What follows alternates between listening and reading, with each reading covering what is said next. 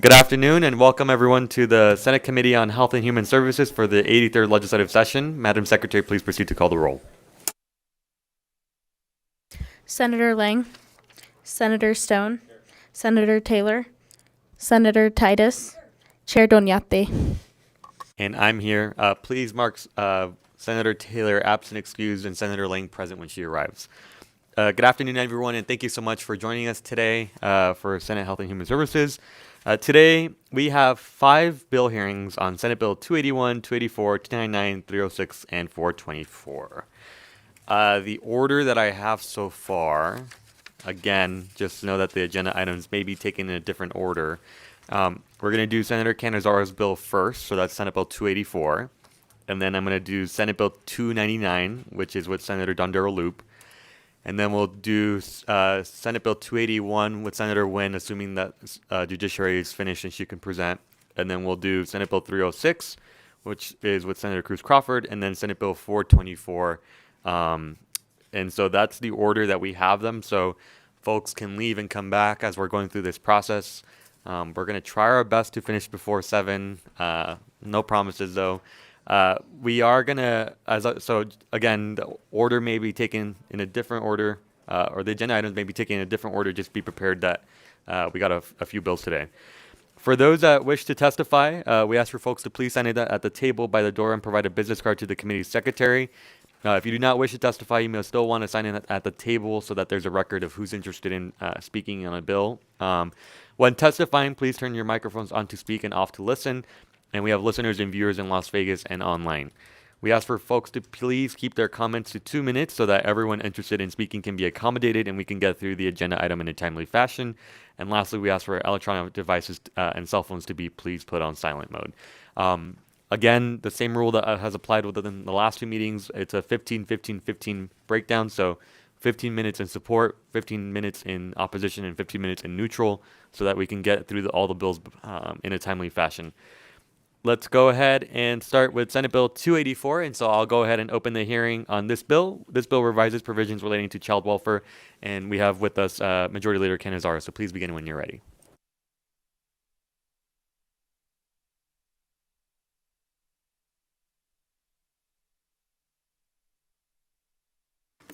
Thank you, Mr. Chair and members of the Health and Human Services Committee. For the record, my name is Nicole Canizaro, and I proudly serve as a senator from Senate District 6 in the northwest portion of the Las Vegas Valley and as your Senate Majority Leader. I am very proud today to bring to you Senate Bill 284. Mr. Chairman, I am joined today by Jonathan Norman from the Legal Aid Center of Southern Nevada, and I do believe that we have an expert attorney down in Las Vegas who has joined us at the table there. And so with your permission, Mr. Chair, I would like to give a brief synopsis of the issue that we are trying to solve for, do a brief walkthrough of the bill, and then turn it over to my co-presenters for any additional information that they would like to add, and then we would be happy to take any questions that you or the committee members may have. Senate Bill 284 aims to increase accountability and ensure that children of the foster care system retain their benefits that they are entitled to and are set up for financial success. Currently, practice in Nevada allows for all benefits for survivors or other awards payable to a child receiving child welfare services to be deposited in the state treasury for credit to the Trust Fund for Child Welfare. This money is intended to be used to pay for any services provided to the child. This includes covering the basic needs of children in our foster care. The problem is that all the money that a child may be eligible to receive through veterans benefits, Social Security survivor benefits, and other funds intended for them are often absorbed into the foster care system rather than being utilized by the child to support their future. Children who often enter foster care due to hardships, loss of family, and other challenges are thus left with nothing when aging out of the foster care system. Additionally, this process happens without their knowledge and without boundaries or safeguards to ensure their financial stability when they age out of the foster care system, resulting in about a 40% homelessness rate within the first 18 months. Not only are they unaware of where the money intended for them goes, but children and their representatives are often left in the dark about services that they qualify for but do not yet receive. So, Mr. Chair, with that brief synopsis, I would like to walk through the various sections of Senate Bill 284.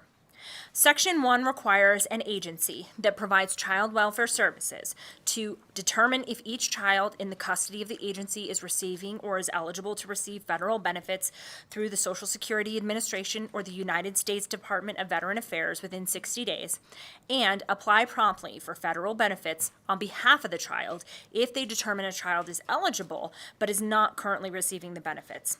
This section also requires an agency that provides child welfare services who is receiving federal benefits on behalf of the child to determine in consultation with the child, any parent with rights, and the attorney for the child whether there is a person who is suitable to serve as the payee. If there is no person found to be suitable to be the payee, the agency must apply to be the representative payee for the child and deposit the federal benefits into an account established in accordance with subsection 4.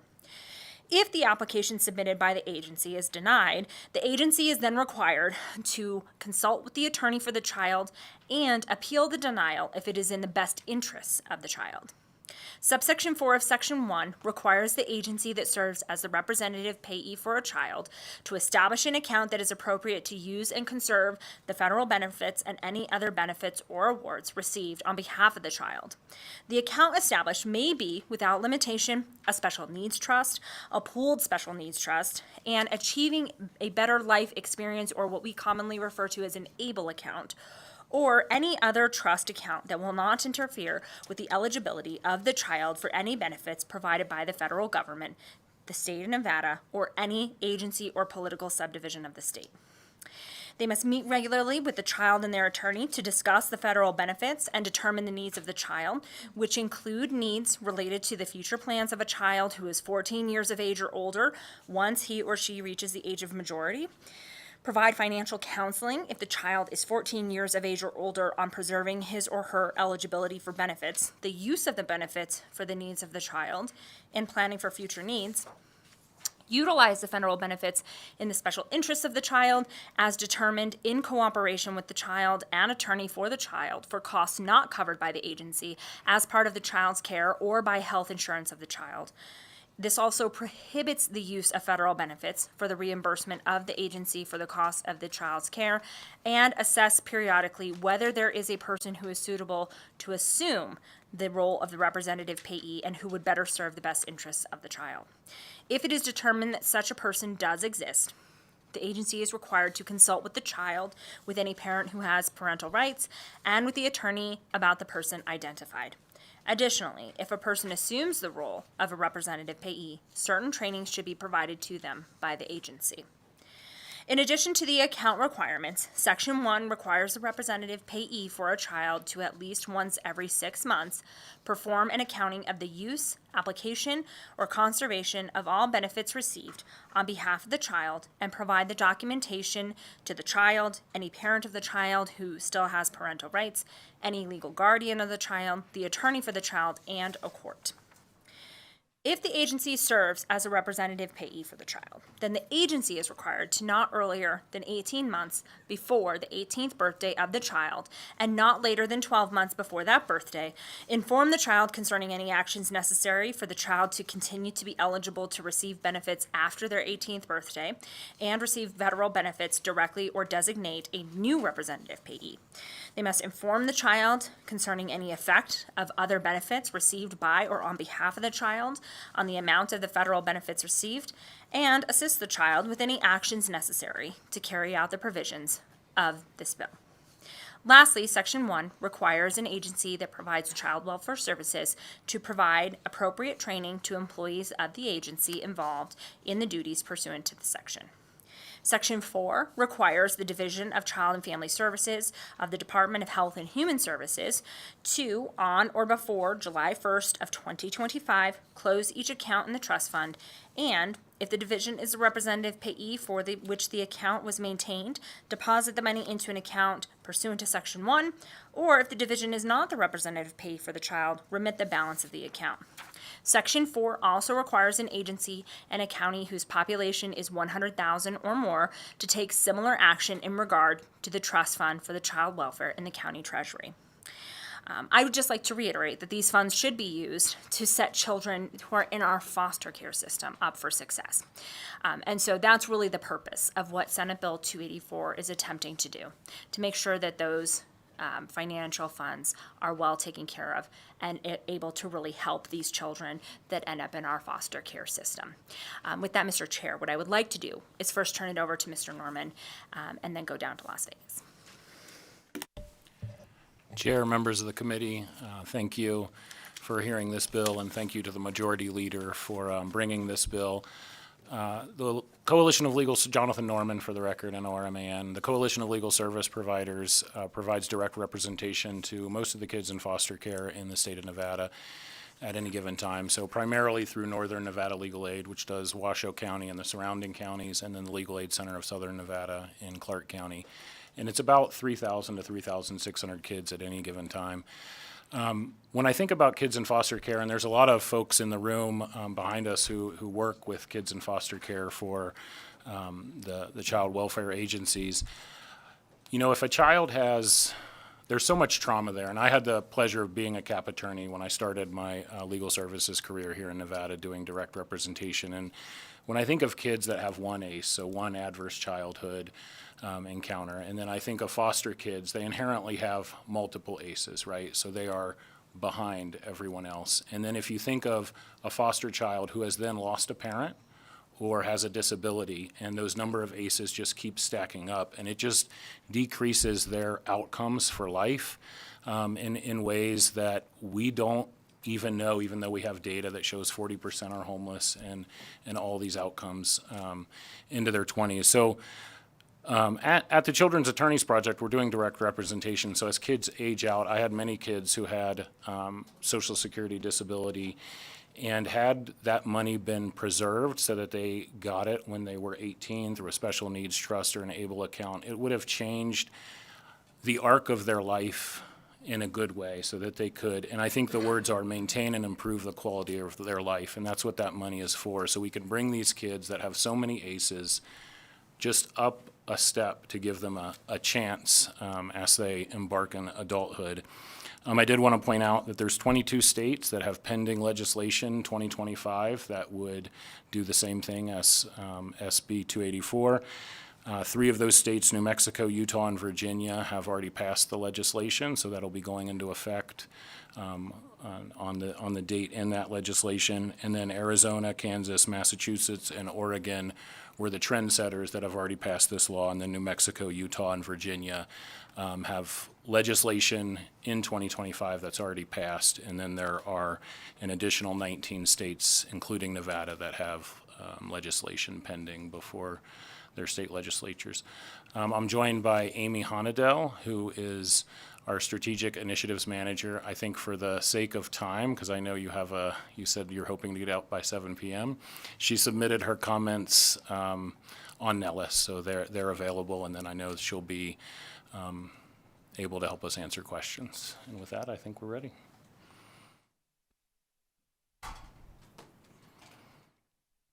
Thank you so much. Committee members, do we have any questions? Senator Stone. Thank you. Thank you very much for the presentation. Can you just explain the disposition of the federal funds as they exist today, that they're not being put in a special account for the benefit of that child? Where's those monies going? Jonathan Norman, for the record.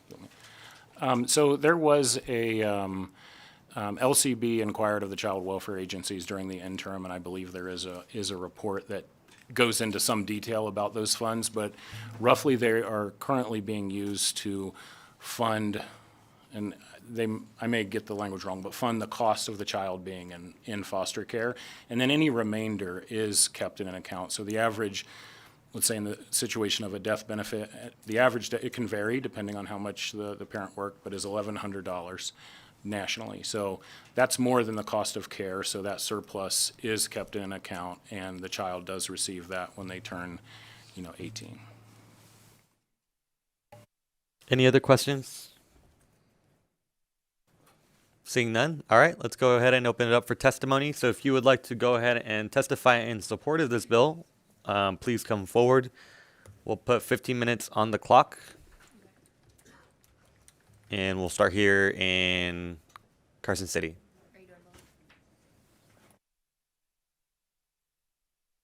Please begin. I'm Maximilian Lowe, for the record. I'm in support of SB 284, which ensures that children in the child welfare system have access and control over their federal benefits to which they are entitled. This bill is a necessary step in protecting the financial futures of of Nevada's vulnerable youth. SB 284 mandates that child welfare agencies identify and secure federal benefits for eligible children, safeguarding those funds in specialized accounts, and provide financial counseling to youth 14 and older.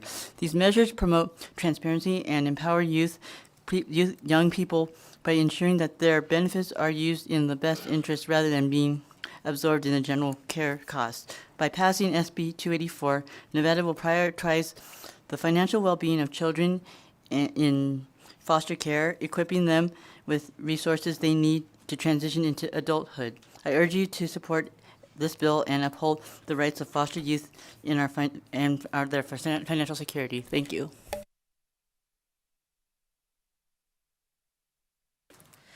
Good afternoon. My name is Abby Bernhardt, Bernhardt. I am with the National Alliance on Mental Illness, but I'm testifying on my own time. Young people who enter the foster care system face enormous challenges. We must provide them with protection and resources they need to build a secure future.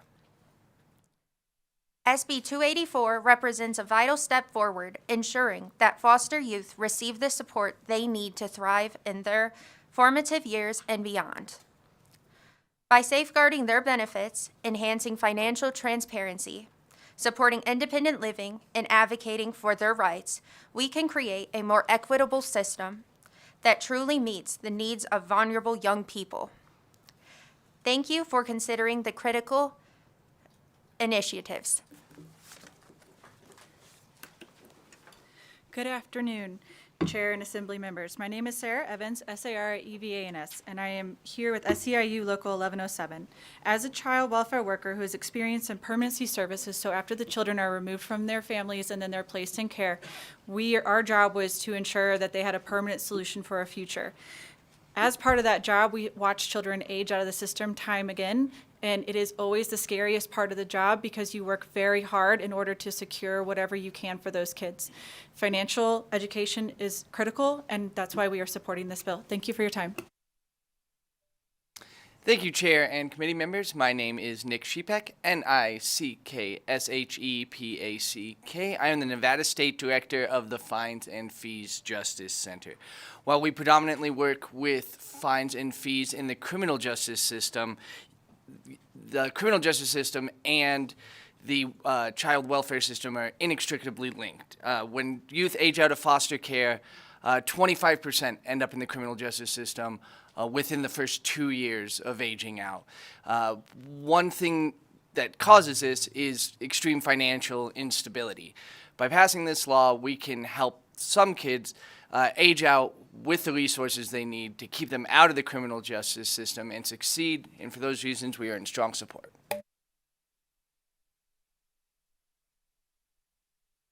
Thank you.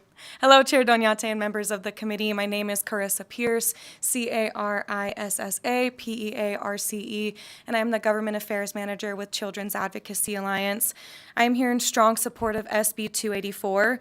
Foster youth go through life experiencing extreme hardship and deep trauma and devastating experiences that most adults would struggle to cope with. Financial hardship has become an unfortunate expectation for many of these foster youth from a very young age, but it doesn't and shouldn't have to be that way. SB 284 does not present anything new. It protects a benefit that foster youth are eligible for and currently receiving their Social Security benefits.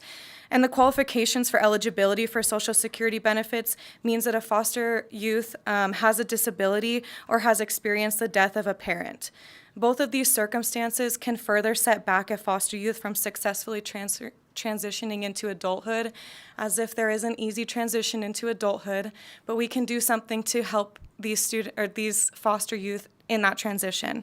Protecting these benefits that our foster youth are entitled to is an essential step to support these youth and help seed the future of Nevada. Thank you. Thank you so much. Anyone else here in Carson City? Let's go to Las Vegas, please. Thank you. Good afternoon, Chair and members of the committee. My name is Sue Birch, SUEBURTCH. I am the Executive Director of the Nevada chapter of the National Organization for Women.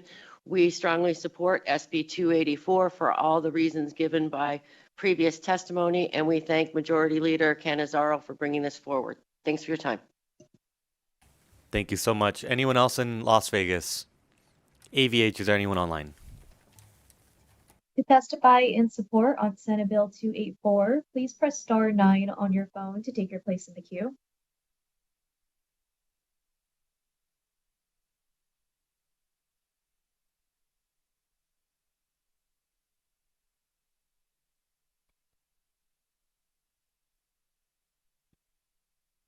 Caller with the last 3 digits, 795, you are unmuted and may begin.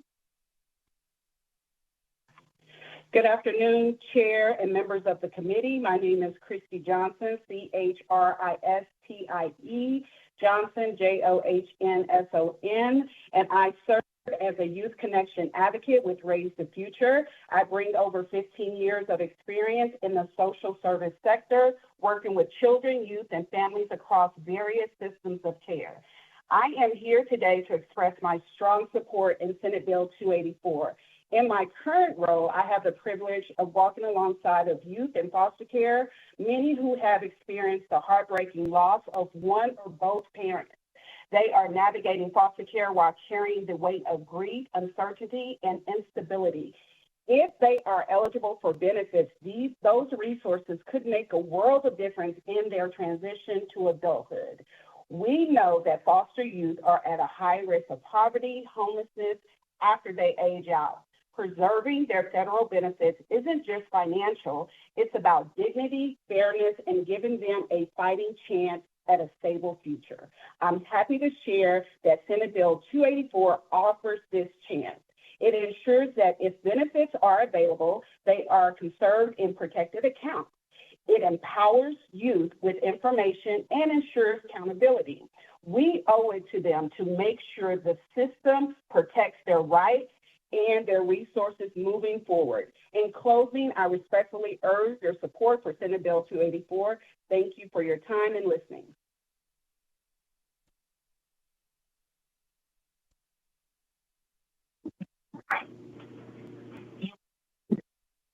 Good day, Chair and members of the committee. This is Dora Martinez, and I want to thank the Majority Leader, Senator Nicole Canizaro, for sponsoring this important bill, and we wholeheartedly support it. Thank you.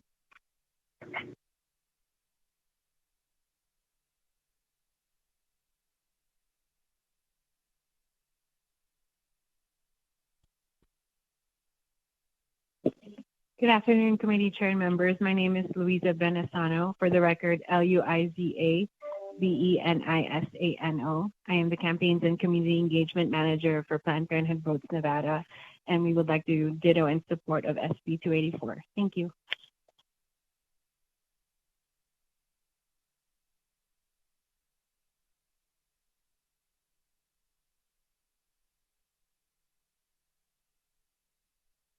Caller with the last 3 digits, 046, please press star 6 to unmute yourself.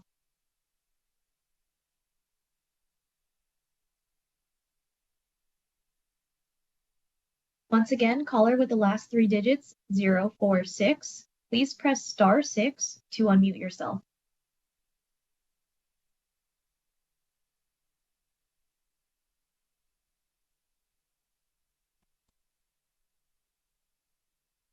Chair, it doesn't seem like that caller seems to be unmuting. Would you like to proceed?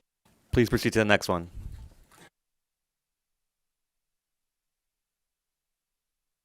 Chair, there are no more callers in support at this time.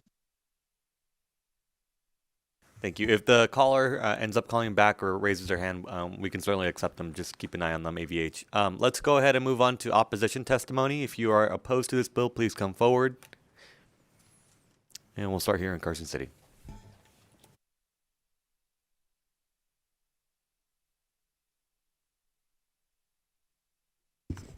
Good afternoon, Chair Gignate, members of the Senate Health and Human Services Committee, Joanna Jacob, JACOB, on behalf of Clark County. here on behalf of the Child Agency, we are not opposed to this policy proposed here, and it certainly seems there are multiple states moving in this trend. We have been in discussion with Mr. Norman and with Senator Canizaro, and we have a few concerns here with the bill as proposed. Number one, it is effective on July 1st, 2025. That is a very tough lift for us to change policies, set up programming, and to do this in just a few short days before maybe this bill gets signed and gets implemented and it is effective. So we would like a little bit more time, as much as we could, to be able to set up this new program. The second thing is that I want to just point out that the U.S. Supreme Court has upheld the use of this funding. And so I know that we are trending in that way. I listened to the presentation. There's certainly many states who have done this, and I'd be curious as to how they also fund child welfare in their state, because the fiscal impact to the county, you've been here many times before you to talk about our challenges with funding child welfare right now, and this is a $4 million hit for us over the biennium, in addition to what we're already absorbing. So we are hoping that we can continue to work with Senator Canizaro and members of this committee and the legislature on maybe a structural discussion of how we can fund child welfare and to ensure that we can continue to deliver these services. So we'll continue to work with the senator and hopefully come back to you with something that we can implement. Thank you. Good afternoon, Chair Donyate and members of the committee. For the record, my name is Cadence Matijevich, Cadencematijevich, representing Washoe County. Washoe County supports the policy goals that you heard this bill is trying to support, of setting up foster kids for success as they move into young adulthood and their lives. And as Ms. Jacobs said, we're not here in opposition to the policy of the bill, but rather some of the components of how we would implement it. As Ms. Jacobs said, and I won't repeat everything because the issues for Clark County are very much the same for Washoe County, but that effective date is particularly concerning for us. As you heard, we will become the representative payee. We have to establish accounts and trusts. We need to begin reports. The funds that are now held in a single account need to be distributed out into individual accounts. And for us to accomplish that in, essentially 90 days from now would be incredibly difficult for us. And then I will repeat, and I feel like I sound like a broken record here, but yet again, this bill, Section 5, says that the law that says when this legislature takes an action that places a financial responsibility of the county, that it finds resources.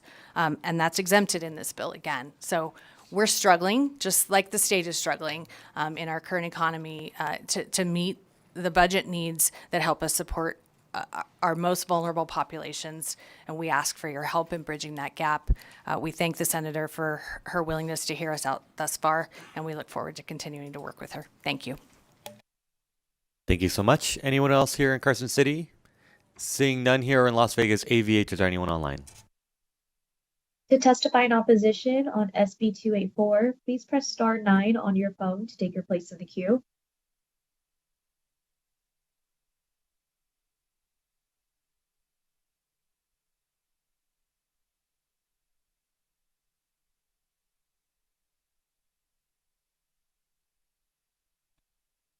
Caller, you are unmuted and you may begin.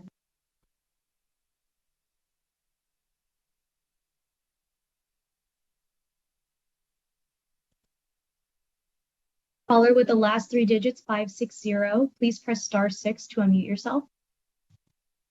Thank you very much. Good afternoon, Chair and members of the committee. My name is Hunter Cain, Huntercain, and I've spent the last 9 years as a foster and adoptive parent to more than 40 youth, primarily teenagers. Some I've adopted, all I've stood by, though. I'm speaking today not just as a parent, but as someone who has seen firsthand how important it is that foster youth have access to the financial support that is rightfully theirs. While I believe this bill is well-intentioned, as written, Senate Bill 284 runs the risk of creating a new layer of bureaucracy that could institutionalize the very abuse it seeks to eliminate. Let me be blunt. Currently, we know some caseworkers already misuse these youth's benefits. Why would we then hand them thousands more and expect a different result? Also, why would we pool these funds? these funds together, which the bill allows. As a simple alternative, the state can request the funds benefits and hold them in individual restrictive savings accounts. These accounts protect eligibility for public assistance and can be accessed when a youth turns 18 or a payee is found. This isn't a theory. It's already happening in several other states. Plus, Nevada doesn't have to carry this burden alone. Nonprofits already active in the child welfare space can help manage and safeguard these accounts, easing the load on an already overburdened state system. Recently, I began working with the Children's Advocacy Alliance on amendments that would insert clearer language that is more youth-focused. I urge you to listen to their smart, clear, enforceable ways to ensure benefits are protected. Let me also take a moment to express my appreciation to the 3 of 21 senators who responded to my outreach on this issue. Senators Cruz Crawford, Titus, and Wynn, your willingness to listen shows your commitment to the entire fostering community of the state, and I'm deeply grateful. In closing, I do urge this committee to revise this bill before moving it forward. SB 284 is a starting point, but without critical changes, it shifts the risk of harm from a few bad actors to the entire system, all under the banner of reform. We can and must do better. Foster youth aren't just data points. They're survivors, and they deserve to keep the little support they have when they age out fully and not pulled, taken apart. I thank you very much for your time and hearing from me today. Chair, there are no more callers in opposition at this time. Thank you so much. Let's move on to neutral testimony. And if anyone would like to testify in neutral, please come forward. Seeing none here in Las Vegas AVH, is there anyone online? To testify in neutral, please press star 9 on your phone to take your place in the queue. Chair, there are no callers in neutral at this time. Thank you so much. Did we have any closing remarks? Go for it.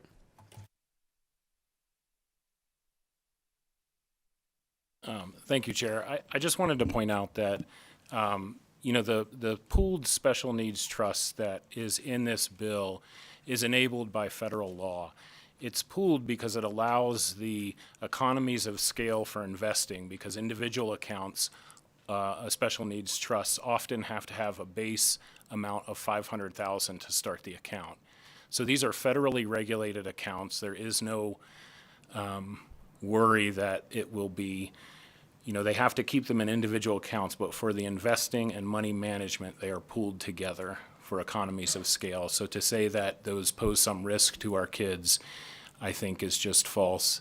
And so I just want to make sure that everyone knows that currently this federal benefit is being used to cover the cost of foster care. And what this bill would do is preserve that money so that when these kids turn 18, they would have this to get a good start in life. And anything to the contrary is just a misunderstanding of the bill. Thank you so much.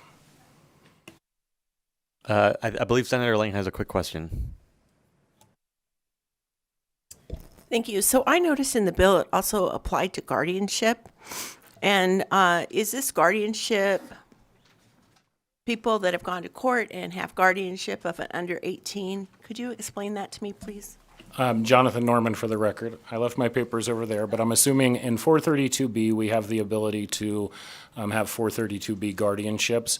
They deviate a little bit from the 159A guardianships in that they are within the confines of the dependency, abuse, and neglect case, and that is considered a permanency, a permanency for that child if they, age out, right? They turn 18 and they have no permanency. They get adopted, they're returned to their parents, or they are under a 432B guardianship.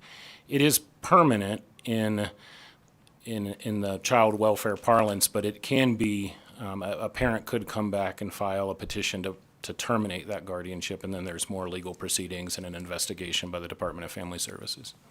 Thank you. Any other questions? Thank you so much, Mr. Norman. I'm going to go ahead and close this hearing and move on to Senate Bill 299 and invite Senator Dondura-Luke to join us. This bill revises provisions relating to senior living communities, and you may begin when you're ready.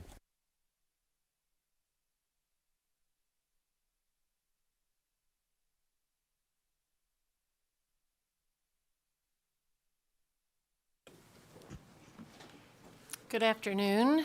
Chair Donate, and members of the committee. My name is Marilyn Dondero Loop, and I represent Senate District 8 in Clark County, and I'm honored to present Senate Bill 299, which revises provisions relating to senior living communities. With me today is Rocky Finseth with Carrera and Beverly Grossman with A Place for Mom. So, existing law requires a senior living community referral agency to obtain a license from the State Board of Health pursuant to Nevada Revised Statutes 449.0305. Senate Bill 299 shifts the regulation of senior living community referral agencies from the State Board of Health to the Division of Public and Behavioral Health of the Department of Health and Human Services. With that, I'll briefly walk through the sections. Section 2 requires a senior living community referral agency to register with the division and sets forth the requirements for obtaining and renewing registration. Section 3 requires DHHS to adopt regulations to carry out the provisions of this bill. Section 4 removes the requirement that a senior living community referral agency obtain a license from the board. And Section 7 provides that regardless of whether a senior living community referral agency has obtained a license from the State Board of Health before October 1st, 2025, the agency may operate without a license or registration until 120 days after the regulations are adopted and approved. And this is a bill that we had last session, and so we're working to further clean up or help the bill be more concise. And so with that, I'll turn it over to Mr. Finseth, and he can give you some more information. Great. Chair Donate and members of the Health Committee, good morning or good afternoon. My name is Rocky Finseth, ROCKY-FINSETH with Carrera, Nevada.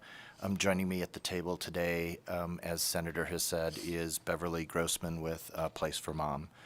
First, let me take this opportunity to thank Senator Dondero Loop for bringing forward this measure. She has been and continues to be a fierce advocate for our seniors, and SB 299 is another example of her strong advocacy for elderly folks in our community. On a side note, both Senator and I had the joy of taking care of our aging mothers. So this, in many ways, is personal to both of us as we sit here today. Many members of this committee will recall that last session, members of my team sat before this committee and brought forward SB 260, which created a pathway for organizations like A Place for Mom and Caring to operate in Nevada. Following the bill's passage, we worked with the department to promulgate regulations to implement the newly adopted legislation. However, several months into the process, we realized that what we had passed in 2023 needed to be tweaked, as the senator has said, and thus Senate Bill 299 is before you today. Those regulations went through the public hearing process, but ultimately got sent back to drafting and never found their way to the Legislative Commission for final approval. As we sit here today, 2 years later, there are still no regulations through no fault of the department. Rather, SB 260 unintentionally complicated a process that should have been a lot easier. This bill attempts to uncomplicate that process and follow through on the original legislative intent. Ms. Grossman will provide the committee with a brief explanation of A Place for Mom's business model and the importance of the committee's approval of this measure. Following her presentation, we're prepared to answer any questions that you may have of us. Chair Donate, with your permission, love to ask Ms. Grossman for a few words.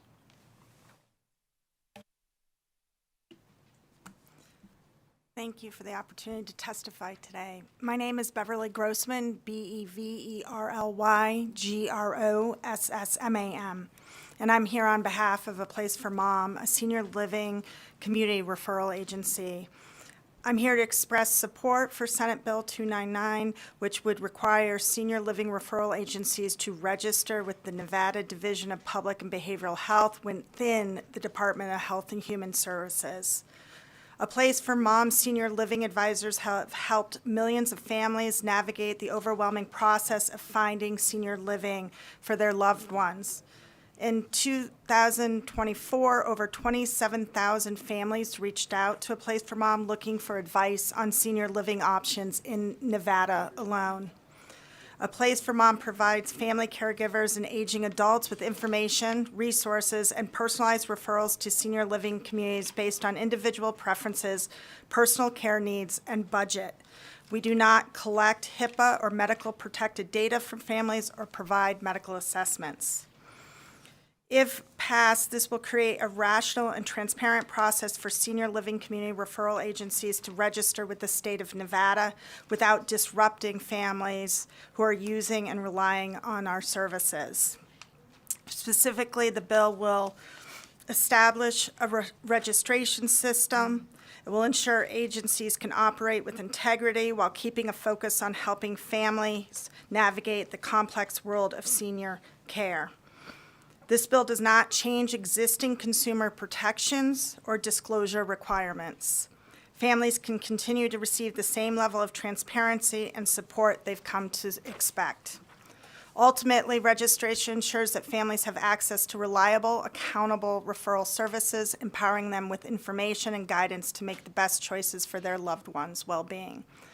When families use A Place for Mom services, families receive referrals only after requesting them and sharing their contact information. Families receive services at no charge with no contracts or requirements to use referrals. APFM clearly discloses that we are paid by communities, including in our TV ads and on our website. On average, our advisors provide 4 recommended communities from a network of over 13,000 senior living providers, with over 55 of them here in Nevada.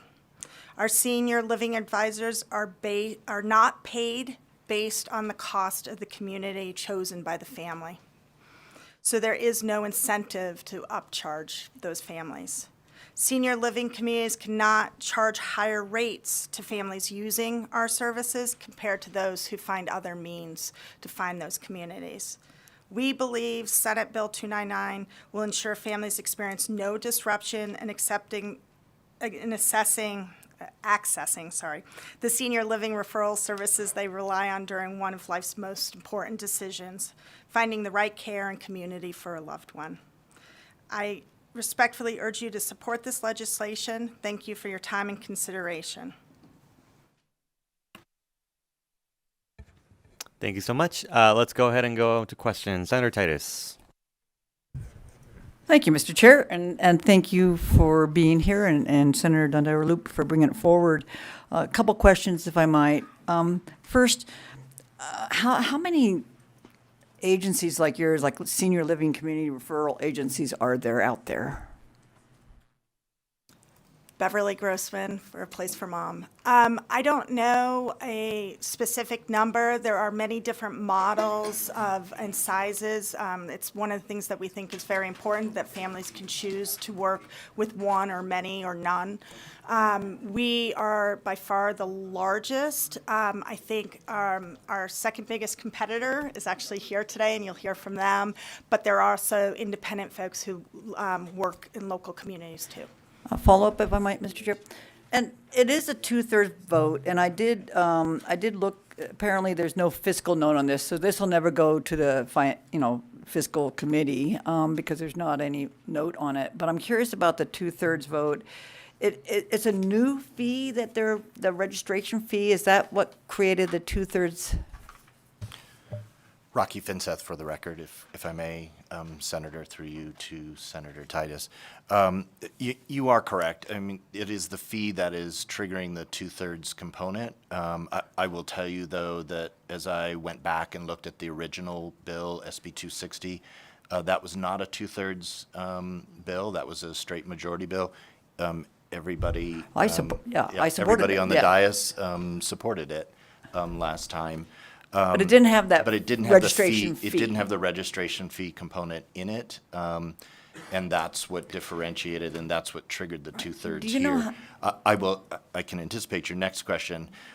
It was out of the, frankly, the client wanting to be a good corporate citizen, that the client inserted the registration fee into the piece of legislation. So they're willing to pay the fee. They inserted it in as we as we provided the bill to the senator, and that's ultimately what's triggering it.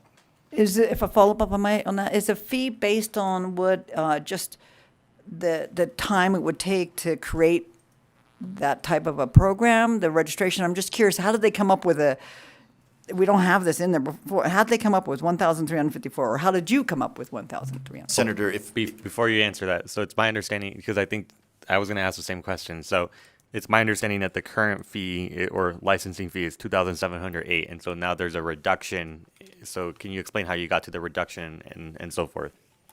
Senator, if I could, I believe down in southern Nevada is the legal counsel for Place for Mom. They're actually the ones that drafted it and came up with the registration fee. So if I could phone a friend and go down there.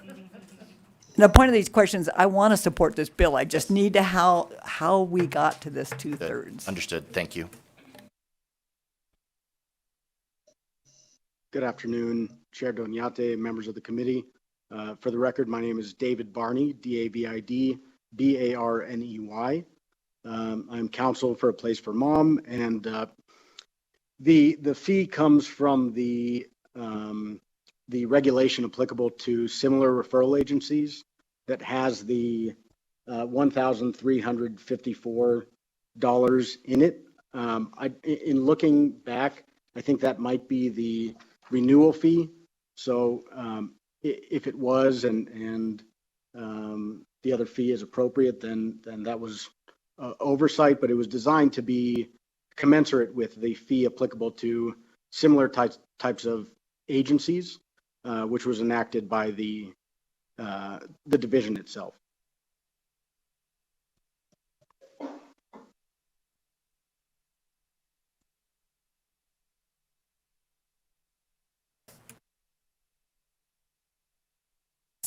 Do we have some more clarification from our legal? Yes, I'll let Mr. Robbins go ahead and just chime in real quick. Yeah. Eric Robbins, LCB Legal, for the record. So, basically, there's a proposed regulation, ROE 124, that hasn't been adopted yet, that prescribes both an issuance and a renewal fee for a senior living community referral agency. The issuance fee would be $2,708, and the renewal fee would be $1,354. And so those fees are adopted under the State Board of Health General Authority in NRS 439150 to adopt fees for services provided by the Division of Public and Behavioral Health.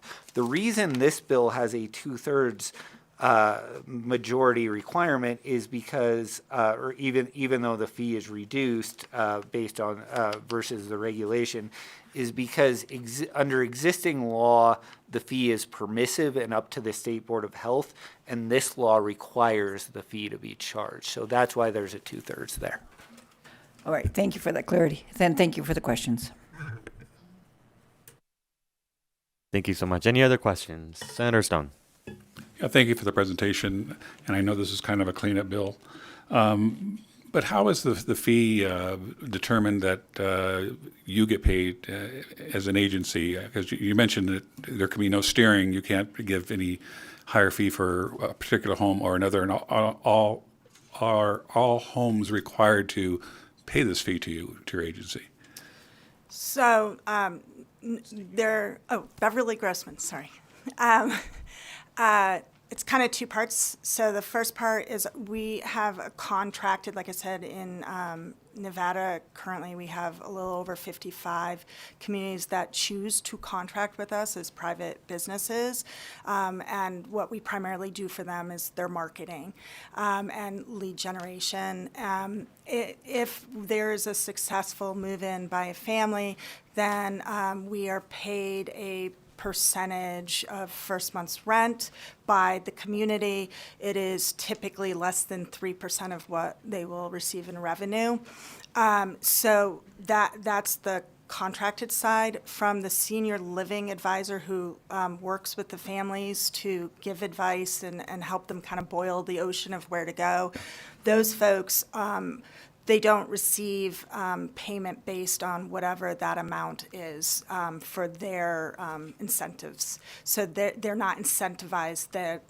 The only way they get paid is if there's a successful move-in. It's not on how much. And I would just add to that, Marilyn Dondero Loop for the record. I first came across a place for mom when I had some friends from out of town whose mother lived here, and they had no idea what to do. And they were really lost in the system, and they contacted me and they said, do you know anybody that can help? And so I connected them, and what happened was you know, they talk with the family, they walk them through, talk about what kind of assistance they may need, and then come up with, you know, say 3 or 4 options, and then they can go visit those. And so it really took a lot off of their back, and the reverse happened. My sister-in-law needed to be placed into a home after a stroke in a state not even close to us, and my brother needed help, you know, finding and being helped do that.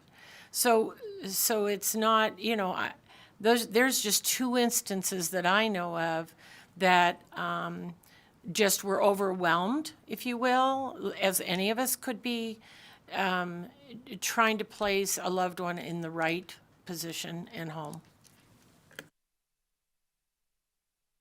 Thank you so much. Any other questions? Seeing none, let's go ahead and open it up to testimony. So if you would like to support this bill, please come forward.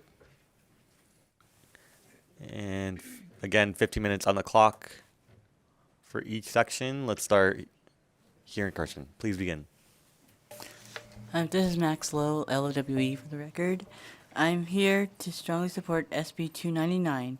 This bill is a necessary step in protecting Nevada's seniors and their families by ensuring agencies operate transparently and ethically. As our senior population grows, families rely on referral agencies to help navigate complex housing decisions. However, without oversight, there is a risk of misinformation and financial exploitation.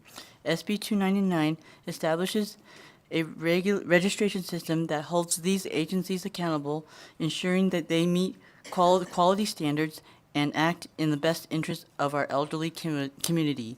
This bill promotes dignity, trust, and security for seniors by safeguarding them from predatory practices. I urge you to support SB 299 to ensure that Nevada remains a state that prioritizes the well-being of its aging population. Thank you. Good afternoon, Chair Donate and members of the committee. My name is Tom Roberts, T-O-M-R-O-B-E-R-T-S. I'm with Meridian, Nevada today representing Caring. Caring is a nationally respected company with a mission of promoting expert guidance to seniors and caregivers. We are a competitor of A Place for Mom. Our business model and fee structure is almost identical to our competitor. We were joking around yesterday that one is McDonald's and the other is Burger King. We're kind of the same, and whichever one you like, that's us.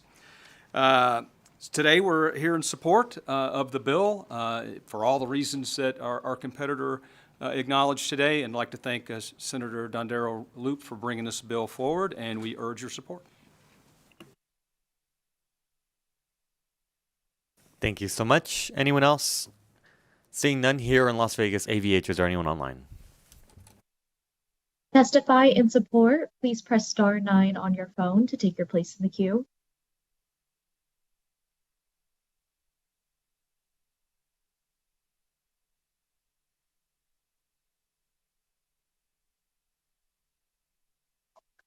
Good afternoon. I'm Connie McMullen, C-O-N-N-I-E, M-C-M-U-L-L-E-N.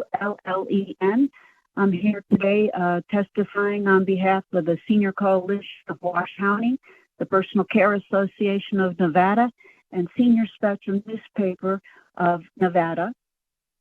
We've been in business for 36 years, and we have gotten a lot of questions by consumers throughout the years about how to navigate and where to go to find a place to live that was safe and for their level of care. We are in support of Senate Bill 299, for all the reasons that people said earlier before us. And we just support this and really appreciate the bill sponsor for bringing it. Thank you.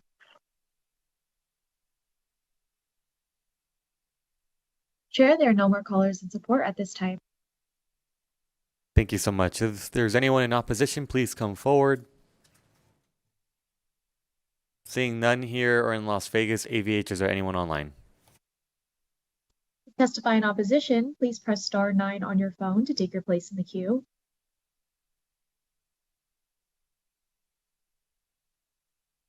Chair, there are no callers in opposition at this time.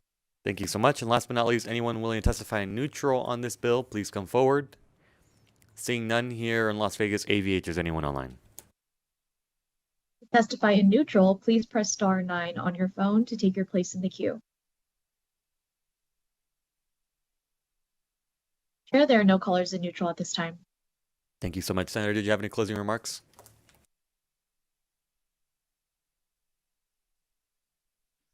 Thank you very much, Chair Marilyn Dondero Loop, for the record. Thank you very much for listening to this bill. It's an important thing for our seniors out there that need assistance, so I appreciate you and urge your support. Thank you so much. That concludes the hearing on this bill, so I'm going to go ahead and close the hearing. And before we go to Senate Bill 281, I got to go to the restroom, so we're going to take a quick recess.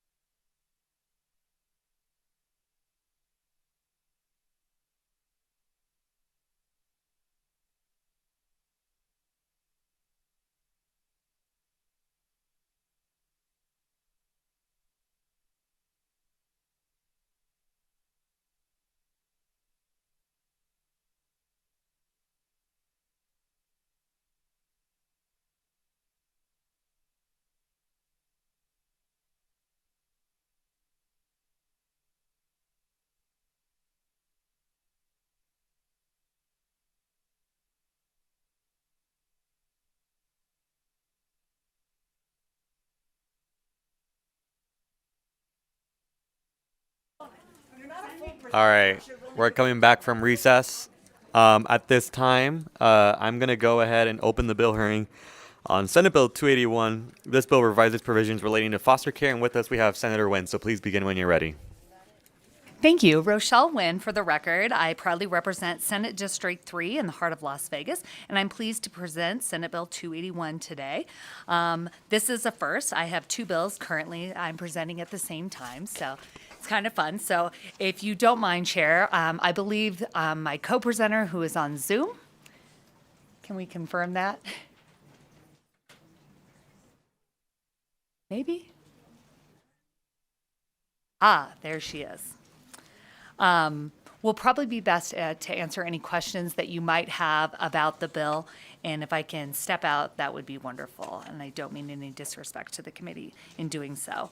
But I would like to direct the committee to the conceptual amendment. It was filed today, so hopefully you all have had the opportunity. It does kind of look like a gut and replace. I will tell you that I began working on extended foster care legislation during the last legislative session, and we were able to extend some deadlines to make sure that we could expand extended foster care through the age of 21, not just in Clark County, not just in Washoe, but also throughout the entire state of Nevada. So we will be able to include the rules, and I'm happy because I know that the executive branch and the governor did include that in his budget. So we didn't need this bill, but I did see that there was a need in our community to further support extended foster care services for our kiddos that are in that situation. So as the revised by the conceptual amendment, Senate Bill 281 authorizes the Division of Child and Family Services shall provide funding and support to LifeSet case management model to serve youth and adults ages 18 to 22 currently being served in and exiting the foster care system to successfully transition to adulthood. This is an existing program that both Clark and Washoe here today have seen tremendous success in. However, they did not receive funding with the currently proposed budget for the 2025-2026 biennium.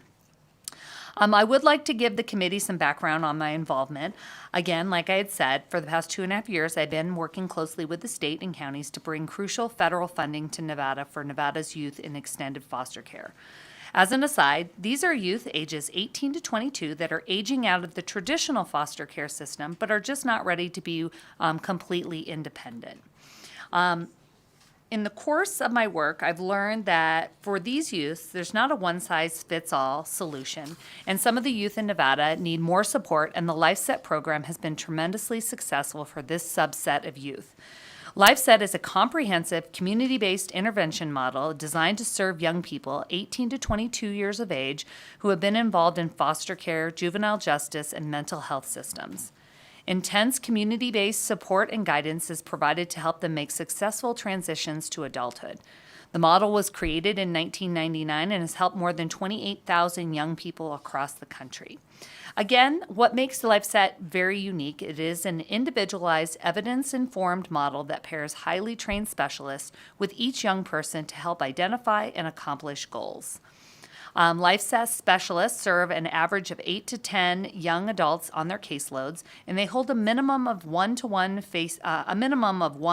face-to-face session per week with program participants and are available for 24/7 for crisis intervention and support.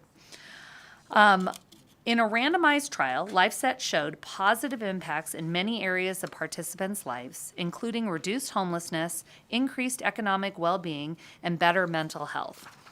I became familiar with the LifeSet program when I was having these working groups during the interim to talk about the implementation of extended foster care throughout the state. And it became very apparent in talking with the individuals that were working with extended foster care kiddos and young adults in Clark County in particular, that they were having a lot of success with the people that also had the added benefit of the LifeSet program that Clark County offered that was funded at that time.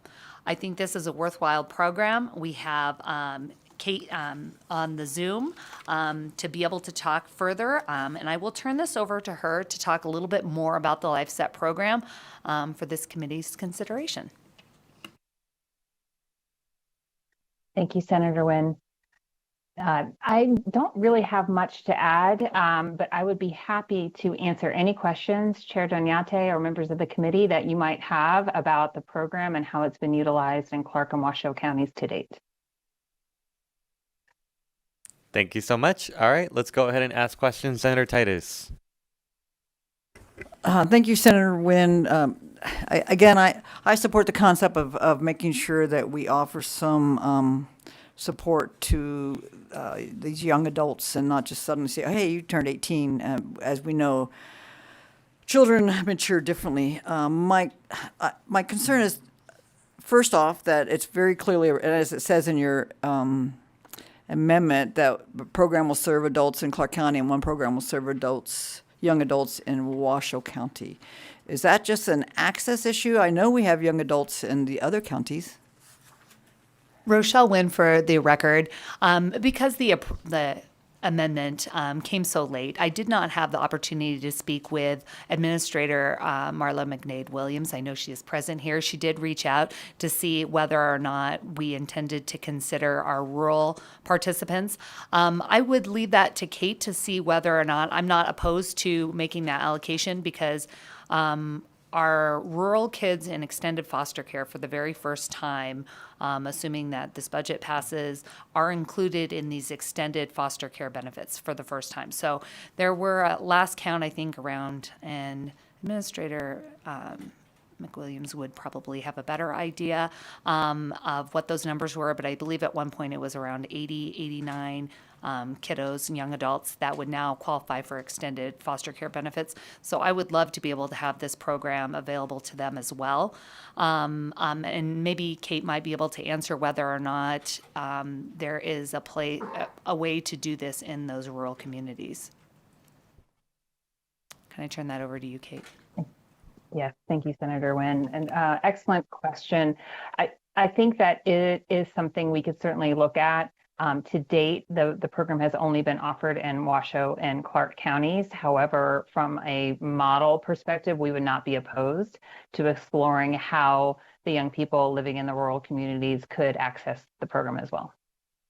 Thank you for that. I appreciate that at least having that open-mindedness to it. And I have other fiscal questions about current funding, but this isn't a fiscal group, and we will see this in finance, so I can ask all of those then. Thank you.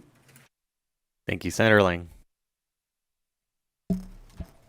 Can you, I have just a couple questions. One is, you said this program's been used in Clark and Washoe. Do you know how many kids, because there are nonprofits that service kids when they get out of foster care in that transition time, I call it.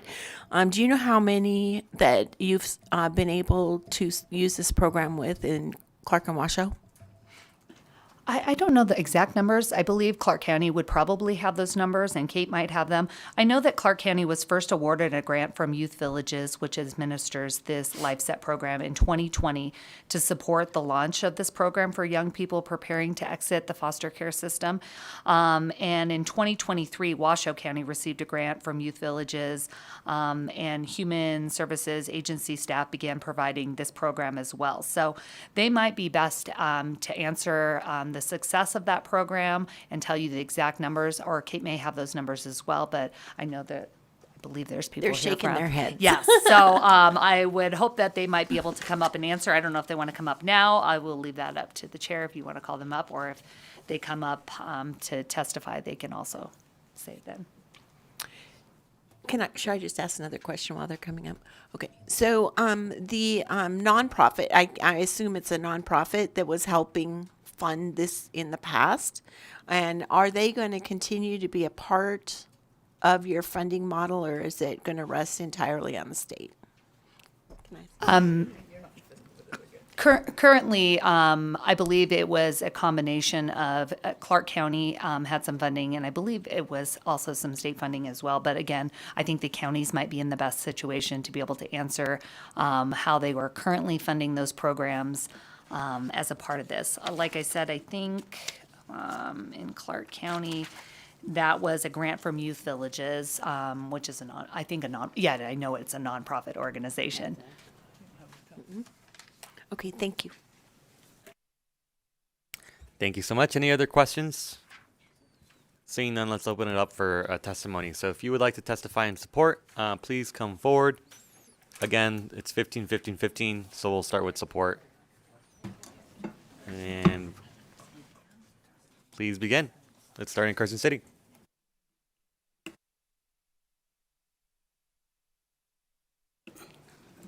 Good afternoon, Chair and members of the committee. My name is Shalonda Adams. That's SHA apostrophe capital LONDA ADAMS.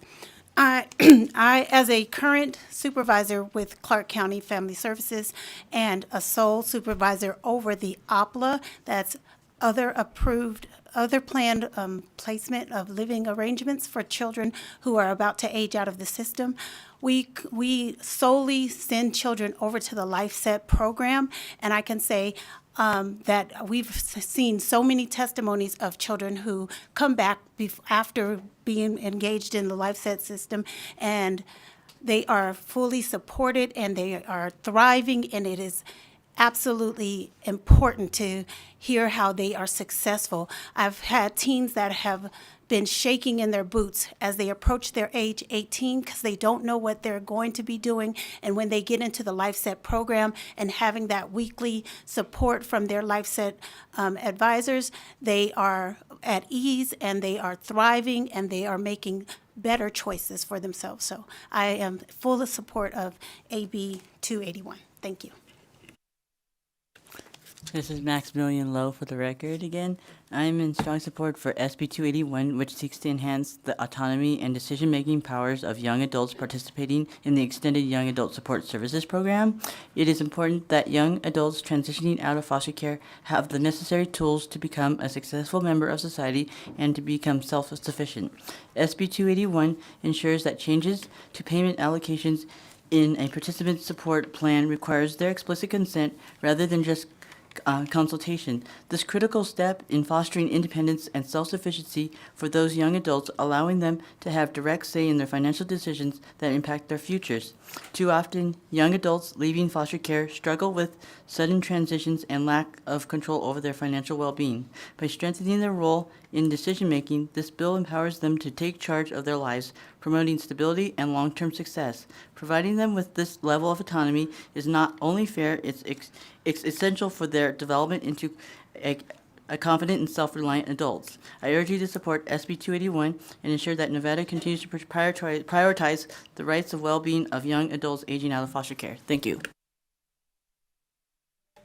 Good afternoon, committee members and chair. My name is Robin Franklin, and that's spelled Franklin. I am in support of SB 281 because I've been a supervisor and a child welfare warrior for almost 20 years. I have seen where children don't have anybody to support them when they leave our agency, and this would only benefit them. Children need the support from us because that's what they've had for many, many years. They don't have anybody that they can call when they have a flat tire, but they can call their worker. These are things that us normal people who have not had to experience this, they haven't had that. I have seen that children benefit from having somebody to guide them through the services of getting driver's license, teaching them how to pay their rent. These are things that they offer every single week to them, that information that we got from our parents. So I would agree that this should be something that we should permanently fund. I didn't know it was something that was just grant funded. So I'm very in support of this, SB 281. Thank you. Thank you, Chair Donate. Members of the committee, Joanna Jacob on behalf of Clark County. I am here in support of SB 281 as amended. And I would like to say, I'm not going to echo the comments from my colleague from Clark County who spoke about the kids and how they come back. I've also talked to some of our kids, and I agree that they really enjoy this model. And also would like to thank Senator Wynn. This was a budget request that we had put in to the state to continue this model. Thank you for championing the needs of the county and really doing the work with us, Senator Wynn, on these types of services that are for extended youth once they begin to age out of foster care. And Senator Titus, I 100% agree with you. We have heard over and over that kids, when they exit out of foster care, they do need additional supports. The kids have asked us for it, so we are in support of the bill. Thank you. Good afternoon, Chair Donyate, members of the committee. For the record, Cadence Matievich, Cadencematijevich, representing Washoe County. We are also here in support of Senate Bill 281 with the amendments and would like to express our sincere thanks to Senator Wynn as well. She's been a champion for kids in foster care, particularly kids as they transition out of foster care and into young adulthood. Senator Lang, to answer your question, in Washoe County, we first implemented this program in November of 2023, and since then we've been able to serve 60, that's 60, young adults as they're transitioning. We are currently still under a grant. It's a declining grant, so when it first started, it was the lion's share of it, and as it's declined, more and more of that has come to fall under the county's child welfare budget. And so, I think I've sat here more times than I care to count and opposed things because they didn't have a funding source. So I'm going to scratch the needle across my broken record and say I am so pleased to be here in support. We're so grateful that this is an opportunity to fund these programs, and we urge your support. Thank you. Thank you so much. Anyone else in support? Oh, I see someone in Las Vegas. Go ahead.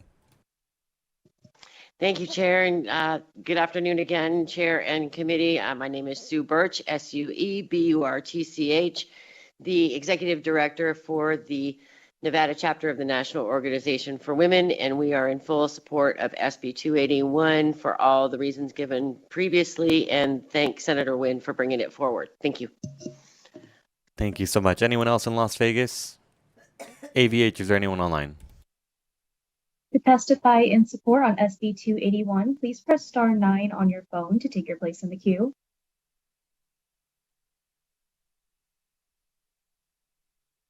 Chair, there are no callers in support. Thank you so much. Let's move to opposition. Is there anyone in opposition to this bill? Seeing none here or in Las Vegas, AVH, is there anyone online? To testify in opposition, please press star 9 on your phone to take your place in the queue.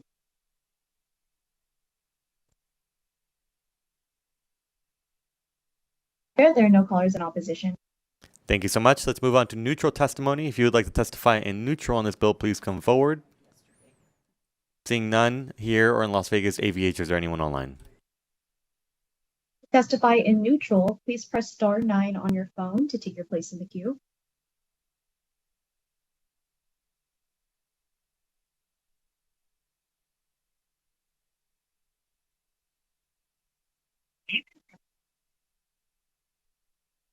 Oh my goodness, Chair, this is Dora Martinez. I was trying to get my phone underneath my dog to testify in support, and may I please proceed? I'm so sorry. Please proceed. Okay, thank you. Life of a blind woman. Anyways, Senator Wynn, we are so thankful that you are sponsoring this bill.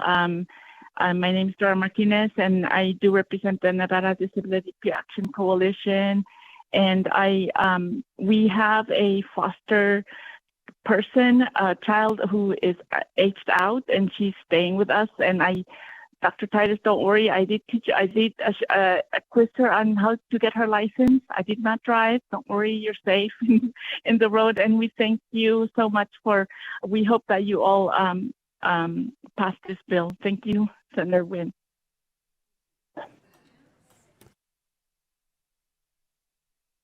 If you've recently joined the call and would like to testify in neutral, please press star 9 on your phone to take your place in the queue.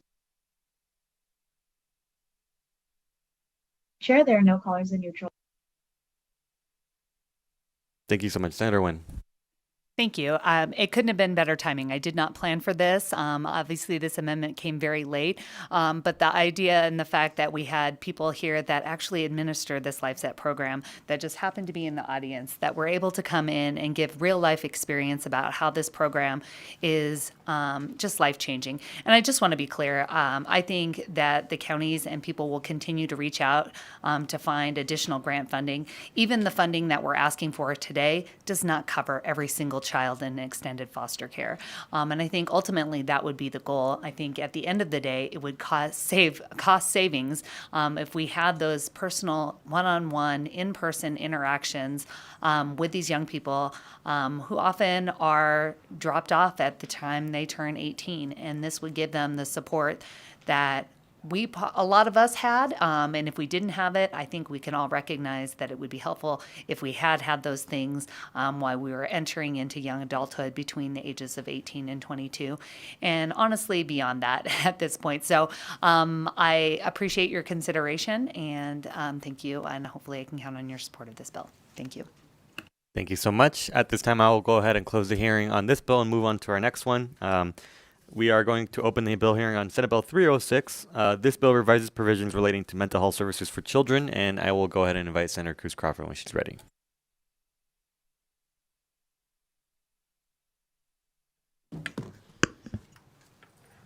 Hello, Chair. Hello, Committee. Thank you so much. We're going to get our presentation up and running, but out of being respectful of everybody's time, I am going to start. My name is Shelley Cruz Crawford. I am the Senator of Senate District 1 in North Las Vegas, and I am here today to present Senate Bill 306, which is an act relating to mental health, revising provisions related to the admission of a child with emotional disturbance to certain inpatient psychiatric treatment facilities, establishing provisions related to the discharge of a child of a psychiatric treatment facility, and providing other matters properly relating thereto. So I was originally approached with this idea of no reject, no eject, and the smart people with me will present it in a tangible manner. But it really spoke to me. I am a principal of a school that has a STAR program, which was formerly known as a severely emotionally challenged program. So I have students that range in mental health issues such as schizophrenia to bipolar, and sometimes they need to be hospitalized in these types of facilities. And when I heard that there was an issue that some facilities that receive state fundings have the option to eject and reject, I just thought that would really overload the system on one particular facility. And I know how that feels. Being a Title I principal, I don't have the opportunity to eject or reject students. And so when other schools around me have programs charter or private schools do have that option, I know that I get overloaded in my system. And the way to really fix these systematic issues is to put pressure across the board so that we all acknowledge and see where those issues lie. So I will have my co-presenter introduce herself, who's the Executive Director of SEIU, Michelle Massey. Thank you so much. Good afternoon, Chair and members of the committee. My name is Michelle Massey, and I'm the president of SEIU Local 1107. I just want to first say that this has been an amazing day for child welfare. And so we are very excited to be in this committee today and, to present you with this bill. It's been a long time in the making. And again, I'm the president of SEIU Local 1107 and also a 17-year employee and supervisor for Clark County Family Services. And I work in the specialized unit, which specializes in child fatalities, near fatalities, and sexual abuse. Thank you to Senator Cruz Crawford for answering the call, and to Assemblymember Mosca for sponsoring this bill, which will address the need for appropriate placement, treatment, and discharge of our children in Nevada who need mental health services. I also want to thank our SEIU members who have traveled up here today, and our political director, our lobbyists, and Director Moreno from CCFS and Mental Health Services, and our Chief DA Duffy, they're both in Clark County, as well as the 3,500 foster kids who are in care right now, and all the children who need mental health treatment. They didn't choose this path, so we appreciate their patience in working with us as adults as we try to navigate this and make this better for them. And I also want to emphasize that this bill is referencing all Nevada children, not just children in Clark County, not just all Nevada children. And whether they are with their guardians, their parents, relatives, foster care, or adopted, this is for all children. I want to explain what no reject, no eject means. So that means that A temporary shelter, let's just say such as Child Haven campus, cannot reject a child from coming into care due to the child's mental health needs. And then once a child is placed in a temporary shelter like Child Haven campus, they cannot eject the child once the child is there. They have to provide services and find placements. And now I'm going to turn it over to my sister, Nicole Miller, who is our SEIU member as well, who actually works in the temporary shelter, and she's going to explain a day in the life at the shelter. Thank you.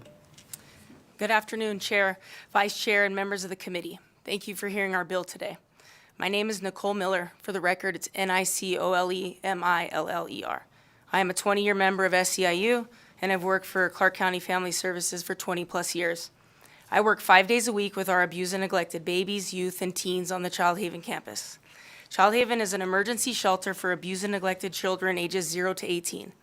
The shelter is designed to be a safe, temporary place for children that have nowhere else to go due to being removed from an unsafe home environment. Child Haven is licensed as a daycare center, not a mental health facility. The difference between temporary emergency shelters and residential treatment facility is that the residential treatment facility is designed to provide acute mental health services to children in need of stabilization with medication, individual, and/or group therapy. Once acute treatment is established, the child can be released with a treatment plan for ongoing services in order to meet their daily needs.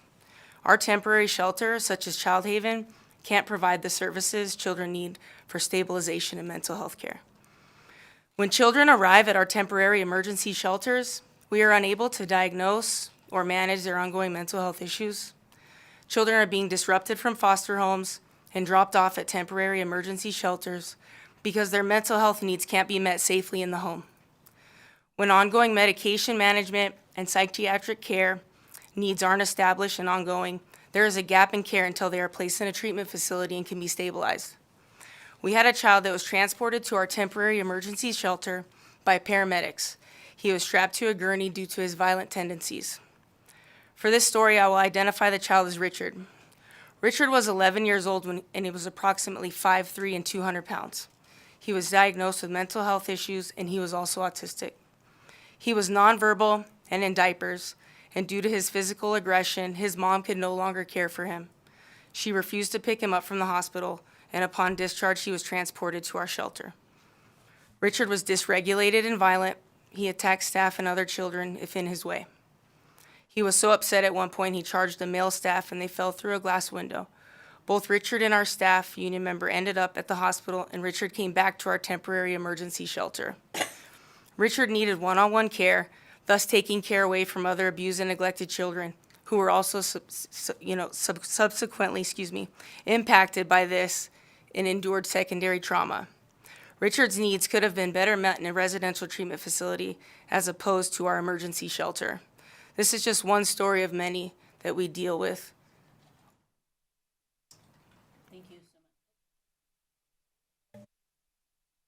Thank you, sister. And now we're going to move to Bridget Duffy. Michelle Mayase for the record. Thank you so much. And we're going to move to Bridget Duffy in Clark County. Good afternoon, Chair Dunyate and members of the Senate Health and Human Services Committee. I am Bridget Duffy, BRIGID, DUFFY. I'm the Assistant District Attorney in Clark County. I am over the Juvenile Division. In my role, I oversee about 20 deputy DAs who handle cases of children in foster care, and then my other 9 deputy DAs handle children that are in the delinquency system. I was approached about this bill, and I'm going to walk you through it. What I hope you have is the latest amendment that was on Nellis, so that we're all looking at the same bill. Section 1 of that bill would add an amendment to 433B 130 of NRS, which would be amended to provide some new provisions within subsection 2 of the Act.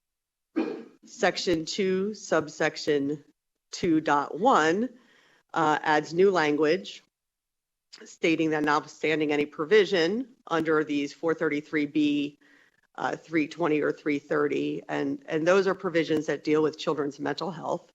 If a public or private inpatient psychiatric treatment facility is enrolled as a Medicaid provider of services for the treatment of a child with an emotional disturbance, that public or private inpatient treatment facility shall admit the child for treatment unless the facility does not have the ability or resources to adequately meet the needs of the child.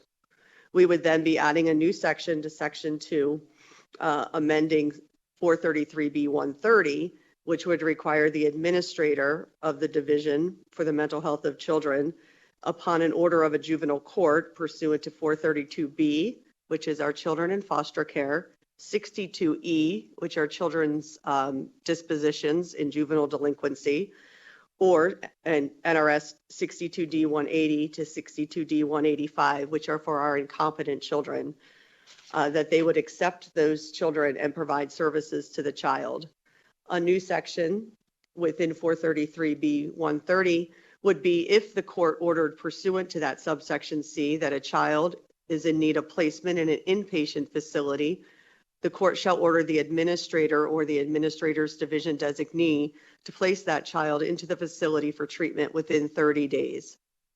Chapter 433B of NRS would be amended by adding thereto the provisions set forth in subsection 3 of this act. In section 3, this is our rejection, as they call it, part, so that when a child is discharged from a facility, it's ensuring that we have appropriate discharge planning procedures in place that would include but not be limited to requiring court approval if there is not approval by the child's parent, guardian, or legal custodian of the discharge plan, provisions that do not allow for the discharge into a temporary shelter, and requiring approval by the receiving agency.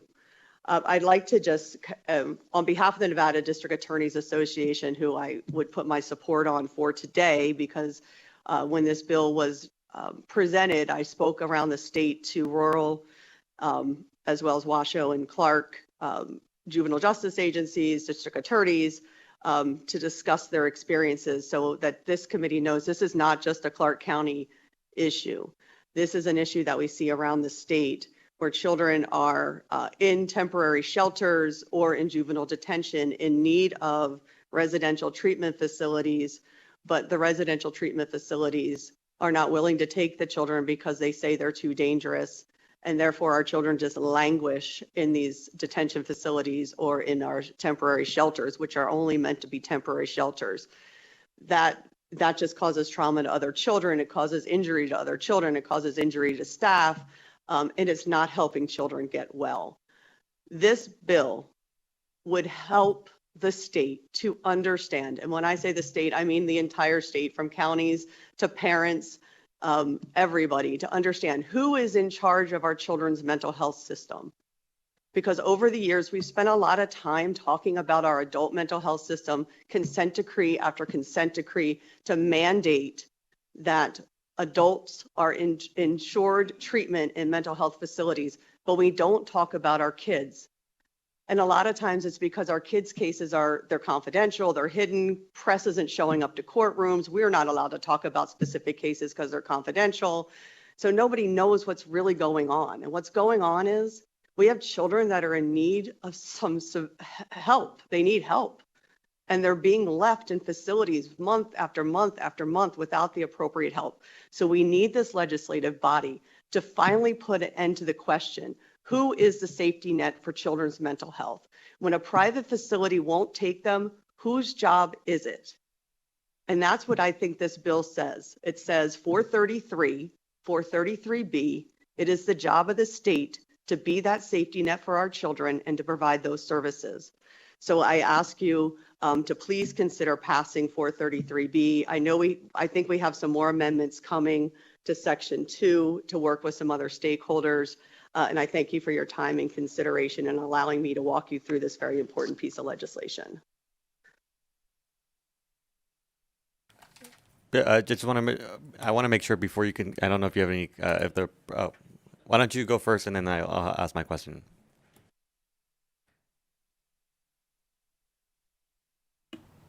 Thank you, Mr. Chair, and we'll be brief. And so, in conclusion, Michelle Mayase for the record, thank you so much. In conclusion, SB 306 guarantees that Nevada children who need mental health treatment will receive the care they need by ensuring that they're placed in the proper facilities instead of being rejected or ejected and sent to a temporary shelter.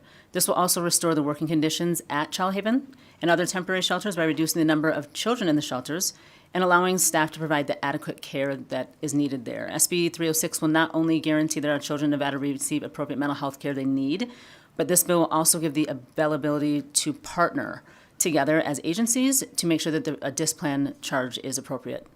Thank you so much.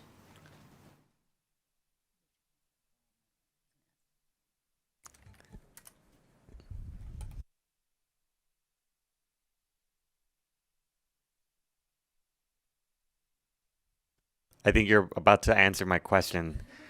There's several amendments on Nellis, and so I want to make sure that we're talking about the right one. Do you happen to know which document is the one that we should be referring to?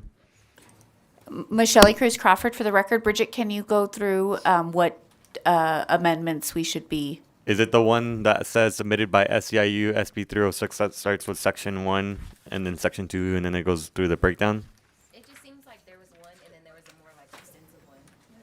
There's two that look the same, but I just wanted to make sure we're all on the same page. Bridget, can you please state your name Bridget and Duffy. give some indicators? I don't know if you have the same naming convention, but at least you could tell us what is at the top of each one of them so that we can be on the same page. Yes, Bridget Duffy for the record. Thank you for that question because that's what I was trying to get through to myself today before coming here.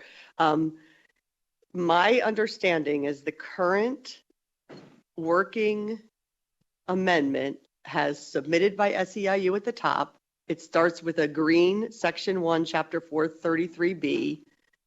Then it has some blue under section 2. And then some red strikes through on section 2. And then there's a paragraph that's in black that says the administrator shall, which is current language in the statute, and then add some green language. Am I close? Are we close? We got it. Thank you. Thank you. All right, let's go ahead. Now that we have the packet, is there any other remarks that you had, or are we good for questions?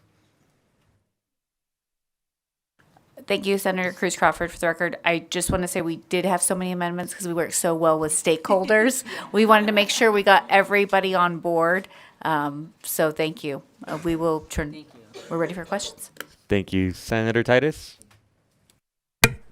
Thank you, Senator, and all the folks who are participating in this. Certainly, it's important that we provide more access to behavioral health across the spectrum, especially in our children. I'm worried about beds. I'm worried about providers and facilities, and you just can't invent them by bringing forward a bill. And unfortunately, I'm worried that sometimes they have to be in temporary shelters until beds are available in some of our more permanent locations. And I'm worried that this bill mandates that a facility that may be full accept children when they shouldn't. The second amendment that the SEIU put in, the short one, says that for treatment unless a facility does not have the availability or resources to do so. So I don't know where that ended up in all this, and I know there's a lot of amendments here, but I'm really concerned about making sure that, I as a provider at a facility with a small little hospital, if our beds were full, it wasn't safe to keep a patient there, and we would transfer them. And sometimes, especially during COVID, there wasn't beds available in my little rural town. We actually sent them all the way to Vegas, and I'm just worried about making sure that there's that potential that there may not be available beds, and I think that's a true issue here in the state. And I'm wondering what amendment, because that amendment did address that and didn't see it in the one that then we did look at. So just some clarity. Shelley Cruz Crawford for the record. Jill down south will be answering that question. Thank you. Thank you, Jill Morano for the record, JILLMARANO. and I currently serve as the Director for Clinical and Community Services here in Clark County. And thank you, Chair, through you to the Senator. You know, we share the same concern about children not having appropriate beds. You know, the situation that we're in now is that at Child Haven or in detention or whatever other facility it is, when there aren't enough beds, we have to be resourceful and figure out how to create them. And when we're in this situation and we're trying to create those beds, we're creating beds for very high need children with excessive mental health, behavioral health, or developmental concerns, children with a very high level of acuity, and it becomes a very volatile situation in those facilities.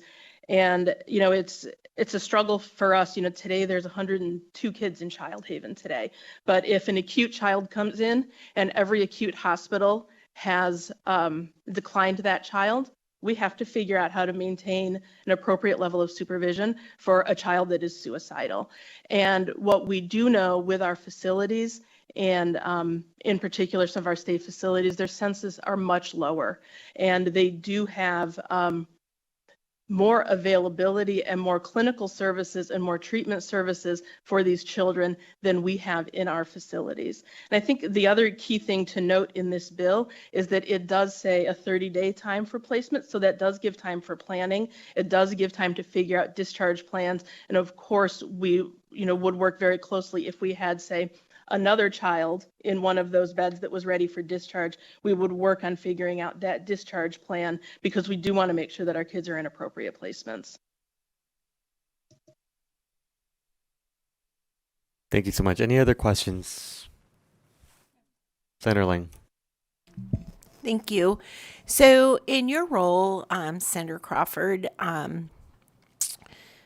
as a principal, did Clark County School District, when they had their budget crisis, well, I guess they're still in a budget crisis, let go of a whole bunch of mental health providers in the school district? Senator Shelley Cruz Crawford, for the record, we had to close a lot of our programs. Like I had After School All Stars. We lost that. We had, we're going to lose our mental health, Hazel Health online therapy. We were able to advocate. I'm on an SOT of one of the largest high schools as a parent. I was able to advocate to keep that. We almost lost some community in schools. We're reducing in half next year. And so, yes.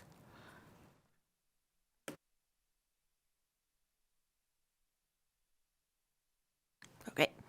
And the reason I ask that question is because I understand the level of care for some of these students. They need to be in a facility to get the best treatment possible.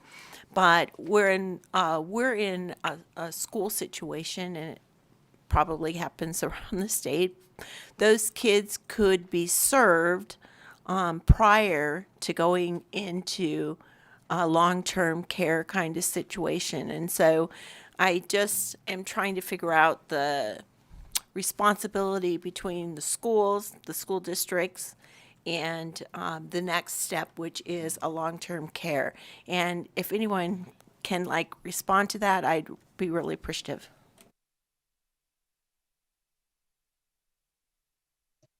Jill Morano, for the record, I apologize. It's hard to read the room when you're on the other side of the state. But Chair, through you to the Senator, I'll start on this one. And I completely agree with you. I think this is one piece of a solution to a bigger problem. The bigger problem is an overall lack of service array with mental health and developmental services for our children, particularly for our children in foster care and in the juvenile detention settings. And I think this is one solution that serves an immediate need right now, because we have kids sitting in detention and in our temporary shelters that are languishing because they're not getting the treatment that they need. I think the other piece to the solution is a more robust development of community supports. Any other questions? let's move on to support testimony. So if you guys can take a step back, and we will reset the timer for 15 minutes, 2 minutes each per person. And we'll start here in Carson City and then move on down south. We'll do 3 here and then we'll go down south. So you can start here. Good afternoon, Chair and members of the committee. My name is Leah Hawkins, Layahaw-Hawkins, and I am a 9-year member of SEIU. I work for the Department of Family Service in the Child Haven campus, and I'm testifying today in favor of SB 306. In my experience with working with youth that have mental and behavioral health issues, the youth have been turned away from psychiatric facilities regardless of meeting the criteria, being in crisis, and being deemed acute. The youth that have been in our system for many years have been turned away because of their reputation of being difficult or having difficult behaviors. Their Medicaid will run out, or their lack of participation in those facilities programming. I witnessed our clinical staff contact anywhere from 3 to 8 different facilities on behalf of one child, and they've been turned away. We have a few of our youth that are banned from those facilities because of their reputation. As a result, our youth began to treat themselves, and this looks like excessive drug and alcohol use, fighting, running away from the shelter, sex trafficking recruitment, and engaging in sexualized behaviors.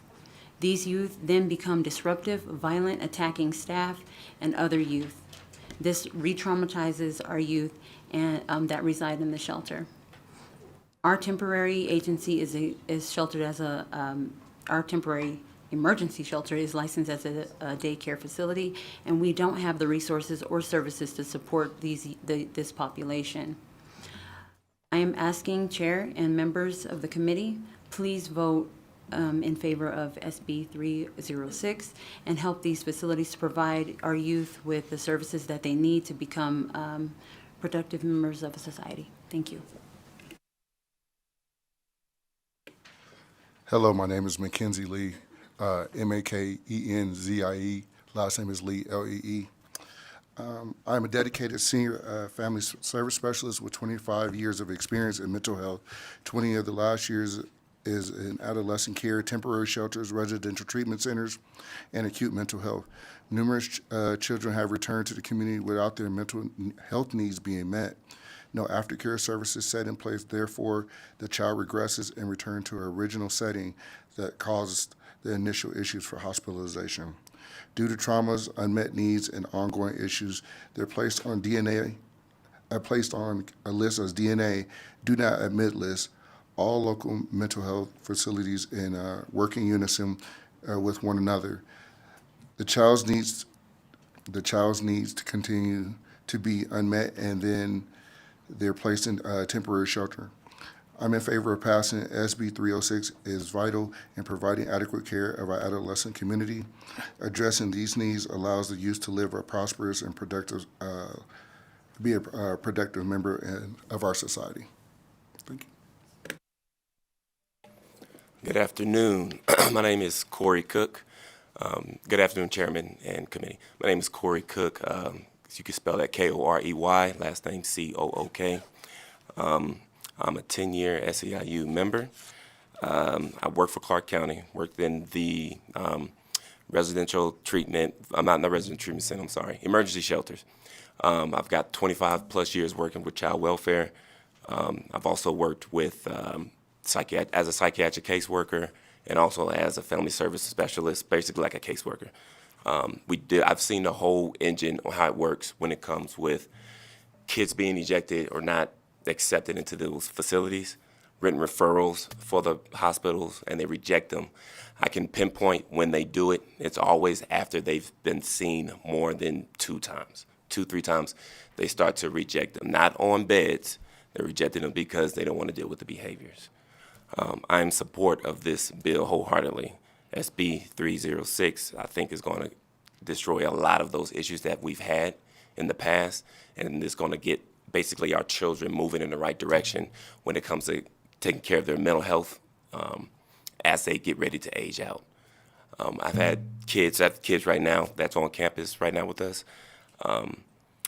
Suffers from ADHD, suicidal ideation, bipolar disease, comes in and out. We try to talk to him, get him to get treatment. He decides to get treatment, in and out for the last 5 years, in and out of our facility.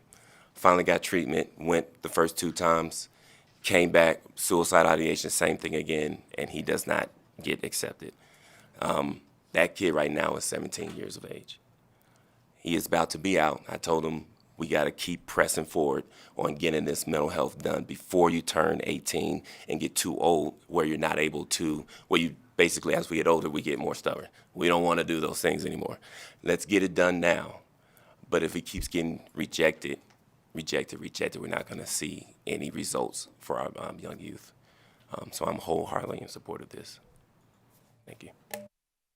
Let's take a quick pause and go to Las Vegas, please. Thank you, Chair. Good afternoon, Chair and members of the committee. Once again, for the record, my name is Sue Birch, SUEBURTCH. I am the Executive Director of the Nevada Chapter of the National Organization for Women. We strongly support SB 306. No more excuses, just no more excuses. We must take care of our children. Thank you to Senator Cruz Crawford and Assemblymember Mosca for bringing this bill forward. And a huge thanks to Michelle Maese and all of SEIU Local 1107 for all that you do. Thank you for your time. Good afternoon, Senator Danyata and the team and everybody who brought this bill forward. My name is Lorraine Oliver, spelled Lorraine. Last name Oliver.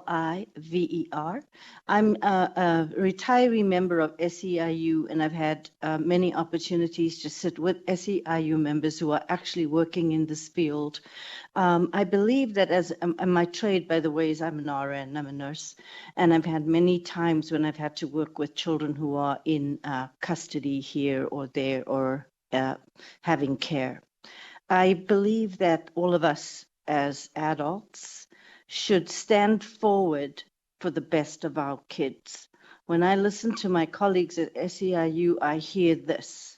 I hear that Child Haven is all the time overflowing with children because they cannot reject. So it seems to me that that should be spread out a little bit better, and that whatever this bill can do to help them not be the only ones who cannot reject a child, while I sort of feel it's not a good thing for us to reject in any case, that they stand forward. Please, whatever you can do is step forward for this bill and support it. I'm in full support of 306. Thank you so much. AVH, let's go online, please. If you'd like to testify in support, please press star 9 on your phone to take your place in the queue.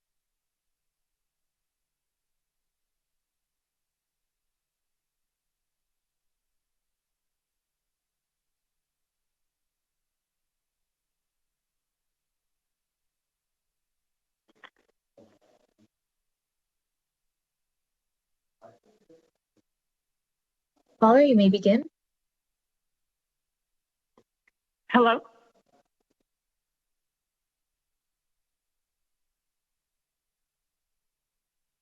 Please proceed. My name is Rhonda Shortino, spelled RHONDA-SCIORTINO. I'm the founder of Prevent Child Trafficking Nevada, and I'm hoping that you will have a hearing for Senate Bill 127. This mandates the training of first responders. I'm sorry. who Unfortunately, AVH, unfortunately, we are not talking about that bill at this time. We're only on support testimony for the bill that we're hearing right now. So I would encourage the speaker to come back during public comment, but let's proceed on to the next speaker, please. If you've recently joined the call and would like to testify in support on SB 306, please press star 9 on your phone to take your place in the queue. Chair, there are no callers in support. Thank you. Once again, you can come back during public comment, just not at this time because we're on the testimony in support of the bill. Let's come back here to Carson City. Good afternoon, Chair Doñate, members of the committee. For the record, Carlos Hernandez representing the Nevada State AFL-CIO.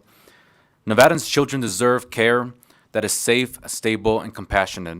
Unfortunately, the current system of our child welfare and mental health systems is failing to deliver this basic promise.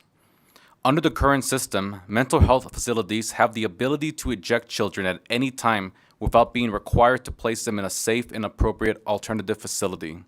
This leaves children without the treatment they need and without the security they deserve. SB 306 would change that by creating clear, enforceable standards for discharge and placement, ensuring children are not left in limbo. Passing SB 306 will not only improve the quality of care for our most vulnerable children, but it will also help ensure that mental health facilities in Nevada are being held accountable and that children in need of care are treated with dignity and respect. For these reasons, the Nevada State AFL-CIO proudly supports Senate Bill 306 and urges the committee to support the bill. Thank you. Good afternoon. My name is Casey Stimson, Stimpson. I'm a 19-year member of SEIU 1107 and a supervisor with Clark County Family Services in their Specialized Permanency Division. I'm testifying in support of SB 306 to not only ensure the needs of the children on specialized caseloads, but for all children involved in the child welfare system. Specialized permanency serves children and families impacted by sexual abuse, child fatalities, near fatalities, commercially sexually exploited youth, and severe physical abuse to children 4 and under. Children on specialized caseloads have extensive medical, developmental, behavioral, and mental health needs. Their needs cannot be met in a shelter. Their trauma experience and their mental health is best met when they are wrapped by trained, licensed professionals, not by placing them in temporary shelter situations. Children whose mental health is not properly addressed and are placed in temporary shelter situations frequently negatively impact the other children in the shelter. This is seen through acts of aggression, violence, perpetration, and solicitation. Our children deserve support, services, and treatment. They do not deserve to be passed on to the next temporary stop until their needs become acute again. I personally supervise 3 staff who provide after-hours on-call support to permanency in addition to their regular duties. It is commonplace for them to spend hours in emergency rooms with youth having mental health episodes which have not been appropriately or adequately addressed, and they're pending treatment and have no place to go. This bill will help ensure our children's mental health needs are prioritized and met adequately, and it further ensures the safety of all children in temporary shelter and provides support that is desperately needed to my peers who work in temporary shelters such as Child Haven. Thank you for your time. Good afternoon. My name is Shalonda Adams, SHA''Londa, Adams, ADAMS. I'm a 12-year member, SEIU member, a permanency supervisor for Clark County Family Services, and I work at the North Permanency site. Thank you, Senators Cruz Crawford and Assemblywoman Erica Masco, for sponsoring this important legislation. I'm testifying in support of SB 306 because as a 6-year permanency worker supervisor for CCFS, I have witnessed far too many children in foster placements who suffer a wide range of mental health diagnoses being declared acute and admitted into a mental health facility. During their admission, they receive intervention-style treatment that allows their behaviors to stabilize for the moment, but are not provided treatment that will equip them with sustainable coping mechanisms. They are prematurely released from these facilities, often to a temporary shelter due to the no eject, no reject policy there, which personnel are not trained to manage the constant roller coaster of their uncontrollable outbursts and harmful behavior to themselves, their peers, and caregivers that stems from improper treatment of their mental health, which results in multiple hospitalizations. These children are being treated for the moment, but not for the mental. These children deserve a proper mental health care. My name is Shalonda Adams, and I am in support of SB 306. Thank you. Thank you. I have time for one more. Okay, good evening, Senator Dinyate, Joanna Jacob, JACOB, on behalf of Clark County, here in support of SB 306, and will not I'm here with many of my colleagues on behalf of and from Family Services. Sorry, I just ran down here because this is important and I wanted to be here in support. We've been here many sessions talking about the fact that our Child Haven facility, you've heard referenced, had been overcrowded, that it was Clark County workers who had to be there. And the issue of discharging to a temporary shelter is not one that we think is appropriate. The Clark County Board of County Commissioners has adopted a policy that we are in support of the kids getting clinically appropriate care when they need it and the clinically appropriate level. And we do not believe that level is at Child Haven. It has been a struggle for Clark County, as you've heard. We are in support of the bill and will continue to work on it in support of the passage. Thank you very much.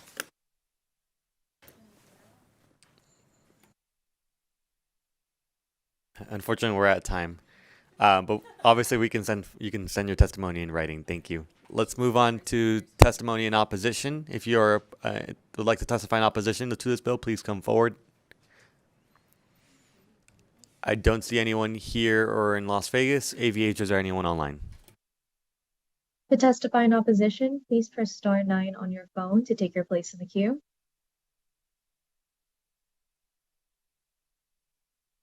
Chair, there are no callers in opposition. Thank you so much. Let's move on to neutral testimony. If you would like to testify in neutral, please come forward.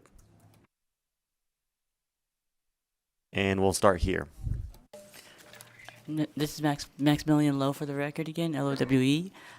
I appreciate the opportunity to provide neutral testimony on SB 306. This bill seeks to improve access to inpatient psychiatric care for children with emotional disturbances by establishing admissions requirements, secure provision plans, and discharge planning protocols.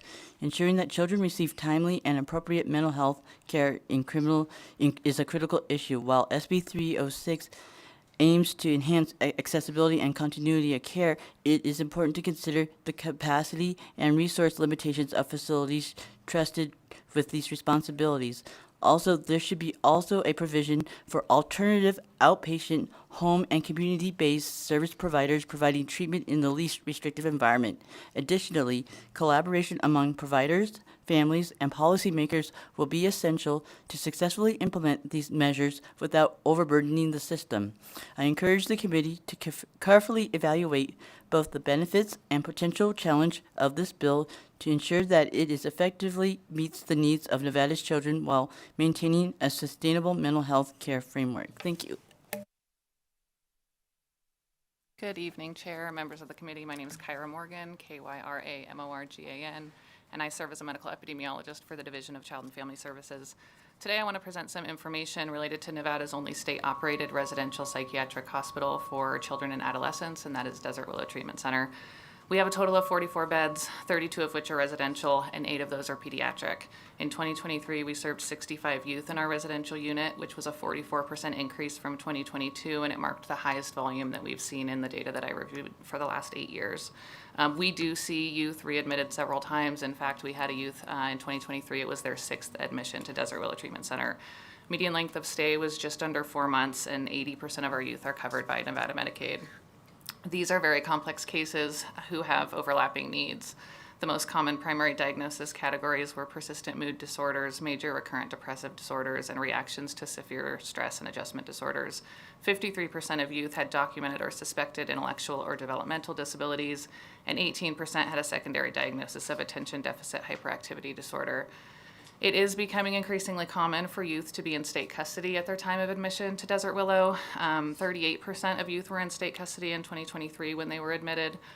45% were victims of substantiated abuse or neglect, and 37% had previously been removed to foster care. The complexity of treating youth in this setting requires highly specialized staff who not only have expertise in diagnosing mental health conditions and treating them, but also possess the skills to work with the emotional, cognitive, and social complexities of youth. A subgroup of high needs youth account for a disproportionately large share of resources. In 2023, we had 37 youth that were responsible for 168 aggressive incidents in the facility. Of course, that's highly dependent on the number of beds that are occupied and the mix of patients in the facility at any given time, as well as staffing. In some cases, patients have prior history with each other from detention facilities. And I know I'm out of time on my 2 minutes. There is a comprehensive report that contains a lot more information than what I've provided today. It's available online on our website. It's also been submitted to the committee. I just wanted to give some highlights on the complexity of serving these youth. Thank you so much. And if we can circulate that report, that would be greatly appreciated. At this time, is there anyone else in neutral? Seeing none, AVH, is there anyone online? To testify in neutral, please press star 9 on your phone to take your place in the queue. Chair, there are no callers in neutral. Thank you so much. Senator Cruz Crawford, do you have any closing remarks? Shelley Cruz Crawford, for the record, I just want to thank you, Chair, and the committee for the opportunity to share this important piece of legislation. Thank you, Children Advocacy Alliance, for coming up in support, not being able to provide testimony, and also thank you for the report. I think that report really highlights the differentiation between specialized treatment and unspecialized treatment, and the importance of making sure that our children are in specialized treatments facilities that are prepared to take on their need. I want to take a moment to just thank all of the workers. This is really one of the hardest jobs, mentally, secondhand trauma, physically, and these people are really changing Nevada for the better for the work they do. They get up every single morning believing that these children can have a better life and can have a better future. And so I just want to thank all the workers that put that time in. Thank you. Thank you so much. And thank you so much, Senator Cruz Crawford, for coming to HHS for your first time. I'm going to go ahead and close this hearing and now move on to our last one, which is Senate Bill 424. This bill requires an assessment to be imposed on private emergency medical transport providers, and we will invite our presenters to please come forward.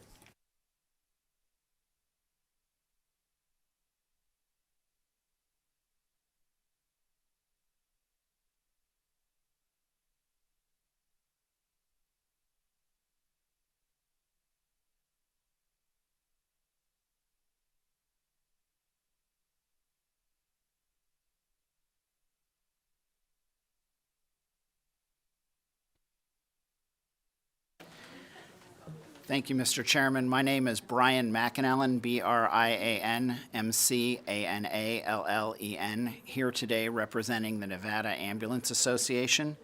The association represents 95% of all private EMS providers in Nevada, covering both ground and air services. I want to thank you, Mr. Chairman, and this committee for sponsoring this bill and bringing it forward for us this year. We did work on a bill in '23 and had some challenges trying to move it through the process, and we're glad that we're here today with a full hearing, so thank you very much for that. As you know, EMS services in this state are provided both by public and private entities. And on the public side, you would have your fire departments and fire districts. And on the private side, you have those of us here today and that will be weighing in on this legislation. As I mentioned, we worked on this legislation last year in the last legislative session and were unsuccessful in getting it to move forward. So we spent the interim working with our members and reaching out to those members that are not a part of the association. We were successful in getting responses from some of those, but others did not respond to us. But we did work with all private entities to come forward with this legislation. We also work very closely with the Division of Healthcare Financing, and I want to thank Stacy Weeks and her team for their counsel and engagement throughout this process to bring this legislation forward. What you have in front of you is SB 424, which essentially allows private ambulance providers to assess themselves and use that money to draw in federal matching dollars to increase the share of federal Medicaid dollars that we can bring into the state. We also have a similar program for our colleagues on the public side called GEMT, Ground Emergency Medical Transport. And this bill doesn't do anything to that existing program that already receives enhanced Medicaid dollars for the public side of our system. We also have in front of you a friendly amendment. We needed to address some technical changes, such as bringing air out of the bill. This bill needs to only impact ground emergency providers. And with me, I have Felicia C., who is able to walk you through the bill, answer technical questions. She's our outside counsel for the Nevada Ambulance Association, and then we'll be happy to answer any and all questions that you have. So I'll turn it over to Felicia. Thank you. Thank you. Chair Donyate, members of the committee, thank you for the opportunity to present to you today regarding Senate Bill 424. I am Felicia Z, Felicia, S like Sam, Z like Zebra, E like Edward. I'm a managing partner at Athene Law, LLP. I am not licensed in the state of Nevada, so full disclosure on that. So I'm here as an outside consultant, not as legal counsel, and here to provide additional technical support on Senate Bill 424, which funds enhanced Medicaid payments for emergency ground ambulance providers services.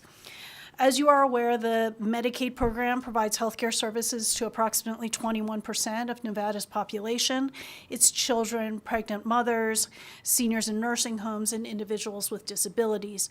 These are Nevada's neighbors, family members, grandparents, and veterans. As you will hear today, emergency ambulance service is a critical public infrastructure. This system ensures that ambulance first response is available to provide on-scene emergency care and transport to patients to hospitals or other appropriate facilities. However, in order for the system to work, ambulance companies must staff enough rigs in the system to be able to respond timely to citizens when needed. Currently, the Medicaid program pays a private ambulance provider a base rate of $187.58 to $247 for most 911 calls. Mileage fees of $4.74 per mile are added to this base rate. Unfortunately, for the most part, these rates still fall below the cost to providers to provide the emergency ambulance service, especially as labor and other equipment costs and fuel costs continue to grow. This underfunding places a strain on the state's emergency medical services system, especially in underserved and vulnerable communities across the state. Unlike other providers, ground emergency ambulance providers do not have the ability to pick and choose the patients they serve. Simply put, they cannot opt out or otherwise limit their participation in the Medicaid program the way other non-emergency healthcare providers can to obtain a favorable payer mix. As you are likely aware, the Medicaid program is a joint state and federal funded program where state dollars are matched with federal funding. While the Federal Medicaid Act requires 40% of each state's Medicaid funding to come from the state general fund, nearly all states rely on various mechanisms, including provider assessments, to fund the remaining share of Medicaid payments. This is not new. The federal government has allowed states to use these types of healthcare assessments since the inception of the Medicaid program, which you're likely aware given the hospital assessment in place here in Nevada. SB 424 would create a new provider assessment on private ground emergency ambulance companies to support the state of Nevada and provide resources needed to increase Medicaid reimbursement for emergency ground ambulance services. The proposed structure would involve a nominal assessment of all private ground emergency transports, which would then be used to support increased Medicaid reimbursement. This mirrors programs already in existence in approximately 17 states, including Alabama, California, Georgia, Michigan, Utah, and Washington. Bottom line, this increased Medicaid reimbursement would help then offset the unpaid costs of care for core Medicaid services, instead of increasing the burden on Nevada taxpayers, and help ensure access to critical services. The Nevada Ambulance Association has worked on the development of SB 424 with this committee through Chair Doñate's direction and leadership at DHCFP.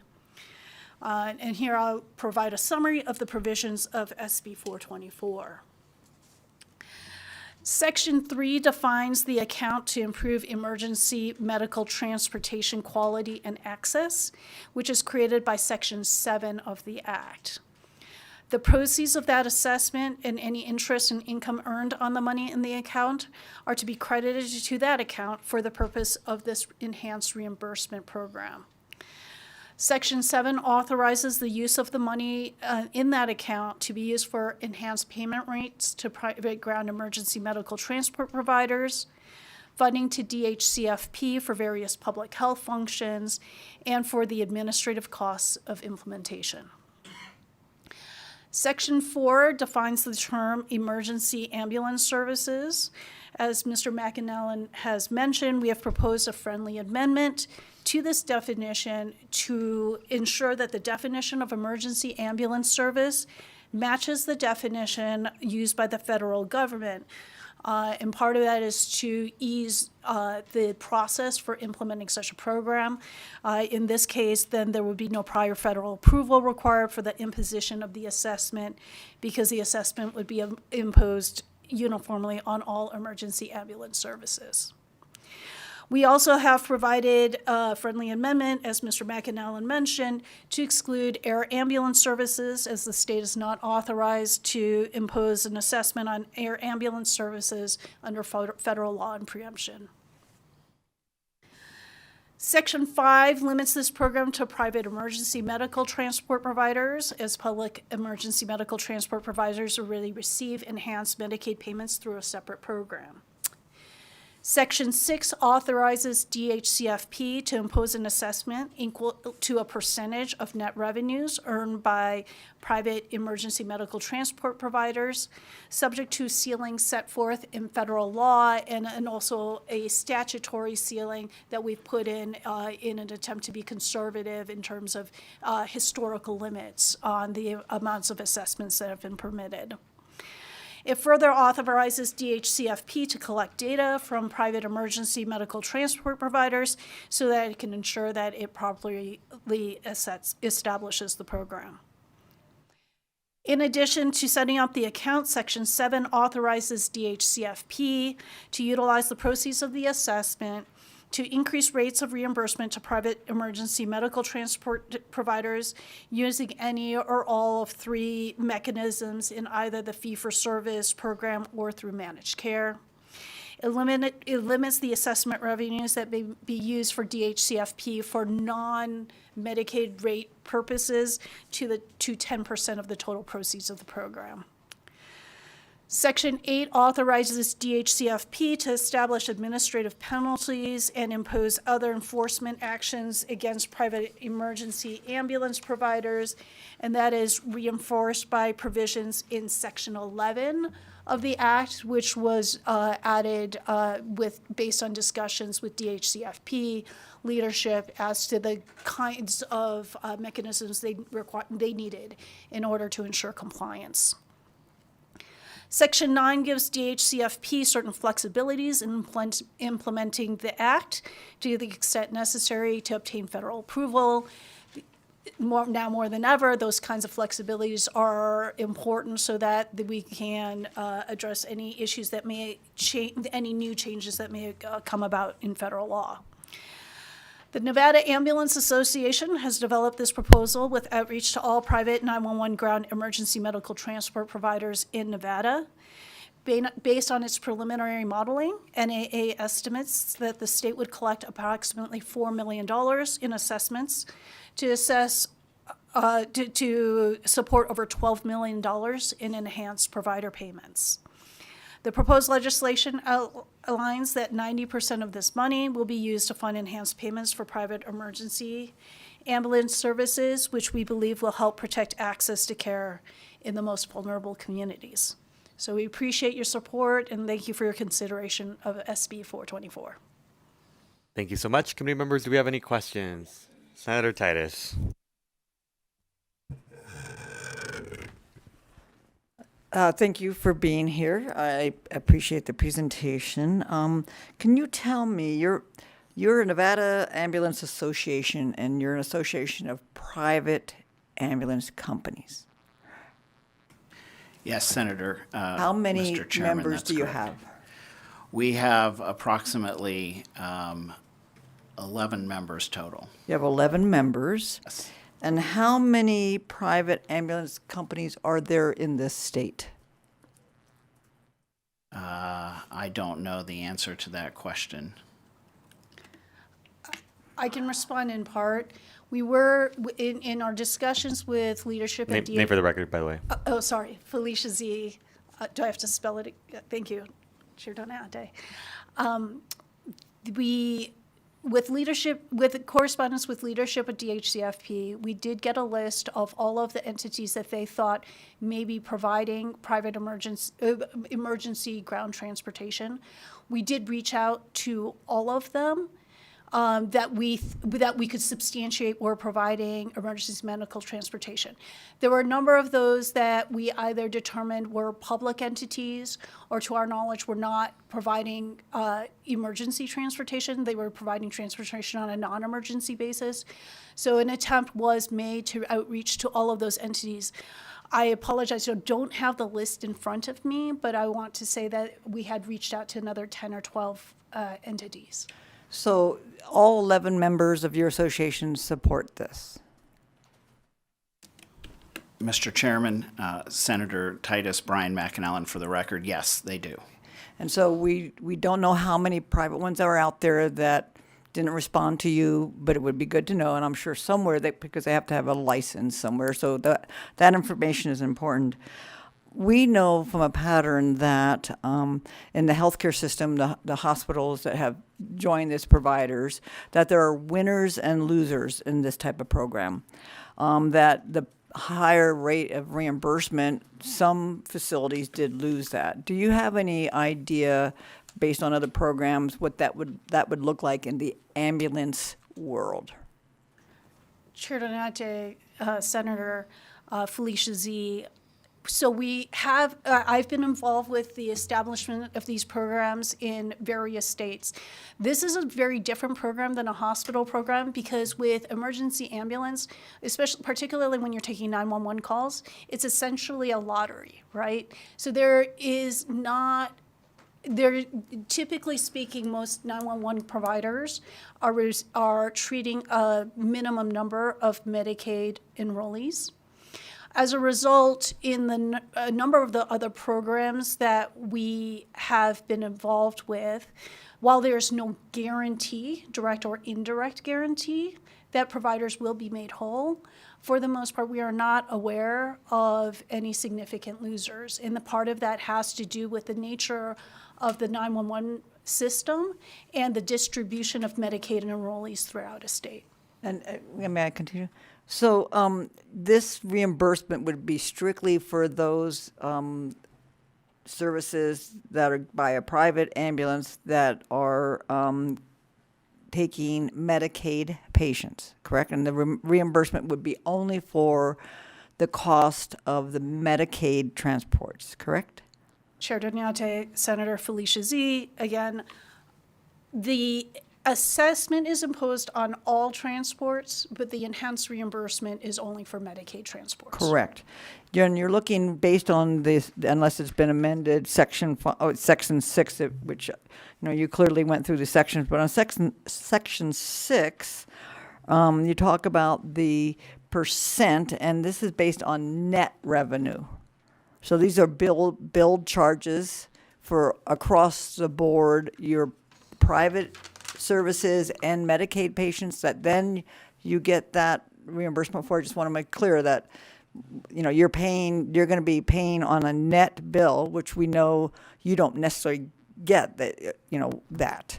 And so that's actually money you're only paying on the money that you got back from Medicaid, or you're paying on the money you got back from a private insurer versus the billed charges. That's what I want to understand. I can. Chair Donate, Senator Felicia Z. again. That's correct. So the language actually matches the limitation that's set forth in federal law, which bases the limit based on net revenue. Net revenue is based on the income that is received, not the amounts that are billed across payer types. Because we certainly know we can bill a lot and we don't always get back a lot. So want to make sure what that's going to look like. I have a lot of questions, but I'll just let somebody else ask questions. And I can take this offline too. Thank you. Thank you, Senator Titus. Any other questions? Senator Stone. Yeah, thank you for the presentation. Why not just reprioritize Medicaid fees to reimburse private ambulances and get a Medicaid waiver? Why are we slapping a tax on private ambulance services? And ultimately, that's going to raise costs for other areas, private insurances, et cetera. Mr. Chairman, Senator Stone, Brian McAnallen for the record. We looked at lots of different options to try to find the best mechanism for improving Medicaid reimbursement in the state. And absent going to the state directly and asking for an increase, which is unlikely, and especially in these budget confinements that you're in. This program is out there. It exists today. It functions in 17 other states, and we've thought that this would be the best mechanism to drive in more federal dollars into our state and help close that gap between what we don't receive, as a donor state, and trying to bring in more federal dollars to enhance our medical program.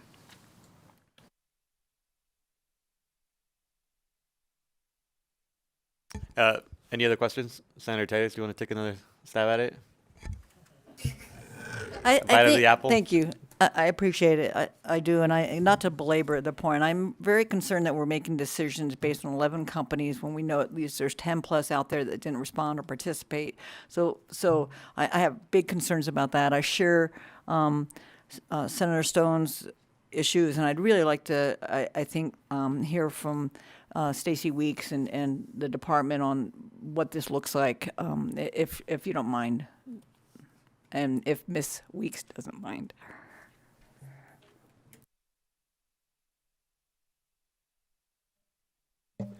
Mr. Chair, Stacy Weeks for the record. Thank you, Senator Titus. We have been in discussions with the Nevada Ambulance Association about this bill over the interim.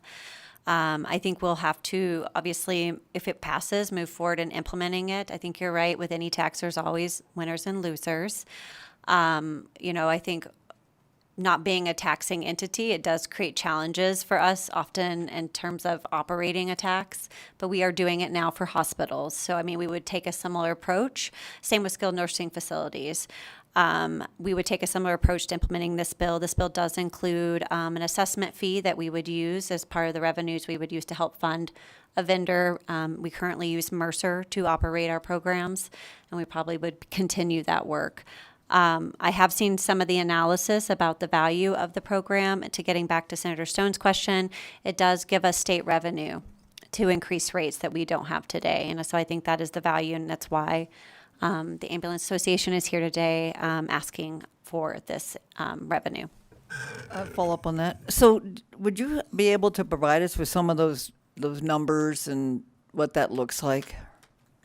Chair, committee member Stacy Weeks for the record. Yes, we can reach out also to DBPH, Cody Finney's shop, and see who all is licensed and get a full list of information. I think we have done that before, but we can definitely get you the full list and share that information with the committee. Thank you so much. Any other questions? The only comments that I just wanted to make is, obviously, I think, you alluded that there are a lot of other states that have already implemented this. I think with the hospital program that we have that we just enacted, right? I don't want to speak for Mr. Kelly, but I think it was a great challenge that didn't need to occur, right? We know the program works so far from what we've implemented, and if essentially the legislature should have acted way sooner, right? We're seeing the benefits towards now going towards children's mental health, which we didn't have that source of revenue before, and so clearly, if we can take such action, right, the benefit is already there, the model is already there to replicate. And I wanted to mention the section 7 that deals with the other funding, I dedicated it towards public health, but perhaps we can look at how we can lessen the burden for, say, rural providers or other parts of the state. So I think maybe we can talk offline if that's an idea that you would be willing to entertain, Senator Titus. Thank you, Mr. Chair. And just, I guess, one comment, I know I've had lots of questions, but does this, so I worry it just addresses the private ambulance services, but we still have poor reimbursement for, like most of the EMS, certainly in the rurals, are fire districts. And those fire districts have ambulances, and they have to bill for their time. And the reimbursement is they still need to be reimbursed, and they bill, but this won't help them in any way, does it? Let me, because for the sake of time, how about, I think the response to that is, let's work on something offline that can maybe make it more palatable for all of us to be on the same page. Stacy, I don't know if you wanted to say something. Mr. Chair, Stacey Weeks for the record. I just be careful because there are federal rules around these taxes. So if you want to open it up, you'd probably have to consider taxing more of the ambulance. There's just a bigger picture to think about, but maybe, and I know there's a limited amount of revenue that you have put together here to make this work for those members now. So just be mindful that all of these programs are very delicate in sort of how they impact the providers. So, and Ms. Weeks, I think you're referring to the CMS guidelines as to if you are going to give the reimbursement, then you also have to include them as part of the tax base, right? Typically, that's what I'm assuming if you're only taxing the private ambulances and then turning around and using that money more broadly for a bigger group of people, that's possible, for sure, Mr. Chair. But I do think there's probably not enough revenue in this tax from what I remember looking at this model. It is not as generous as the hospital program. And so I would say you tweak it a little bit and you're going to have more losers than winners is what I would worry about. So just be mindful of that. I mean, there could be discussions about adding some funding in here to support other providers, but it'd probably be separate from the tax would be my advice. Sorry. Thank you. Got it. Thank you so much. All right. Any other questions? Let's move on to support testimonies. So again, 15-15-15 rule applies. If you are in support of this bill, please come forward. And you may begin here in Carson City, and then we'll go to Las Vegas. Good evening, Mr. Chairman. My name is Adam Hines. I am the Chief Operating Officer for Remsa Health, and good evening, all of you on the committee. I'm here today to speak on behalf of our organization regarding the proposed bill, Senate Bill 424. We, along with the Nevada Ambulance Association, support this legislation. Across all of our emergency transport platforms, which include emergency ground ambulance service here in Washoe County, northern Nye County, interfacility transports across the state in our critical care ambulance, and throughout 12 Nevada counties, we provide out-of-hospital health care to more than 91,000 people annually. Of those responses, nearly one-third, 30,000, are Medicaid patients. Remsa Health has been and remains a nonprofit organization and does not receive taxpayer subsidy to operate. We have proudly cared for the communities we serve as a safety net provider since 1981. We believe strongly in the importance of creating access to health care for rural communities across the state, giving people life-saving care when they need it most. The challenge is that Medicaid reimbursement continues to fall way behind the costs for providing care. It is critical that payments cover, at a minimum, the cost to maintain safe and appropriate staffing levels, dependable vehicles, essential equipment, supplies, and provider training, all of which ensure competent, clinically emergency care whenever someone calls 911 in your community. For decades, Remsa Health and our sister agencies across the state, and honestly, across the country, have subsidized the losses due to significant lagging reimbursement from Medicaid beneficiaries. This bill helps reduce that. In conclusion, Remsa Health urges this committee to ensure that all Nevadans continue to have access to life-saving emergency medical care and transport by supporting State Bill 424, Senate Bill 424. Thank you.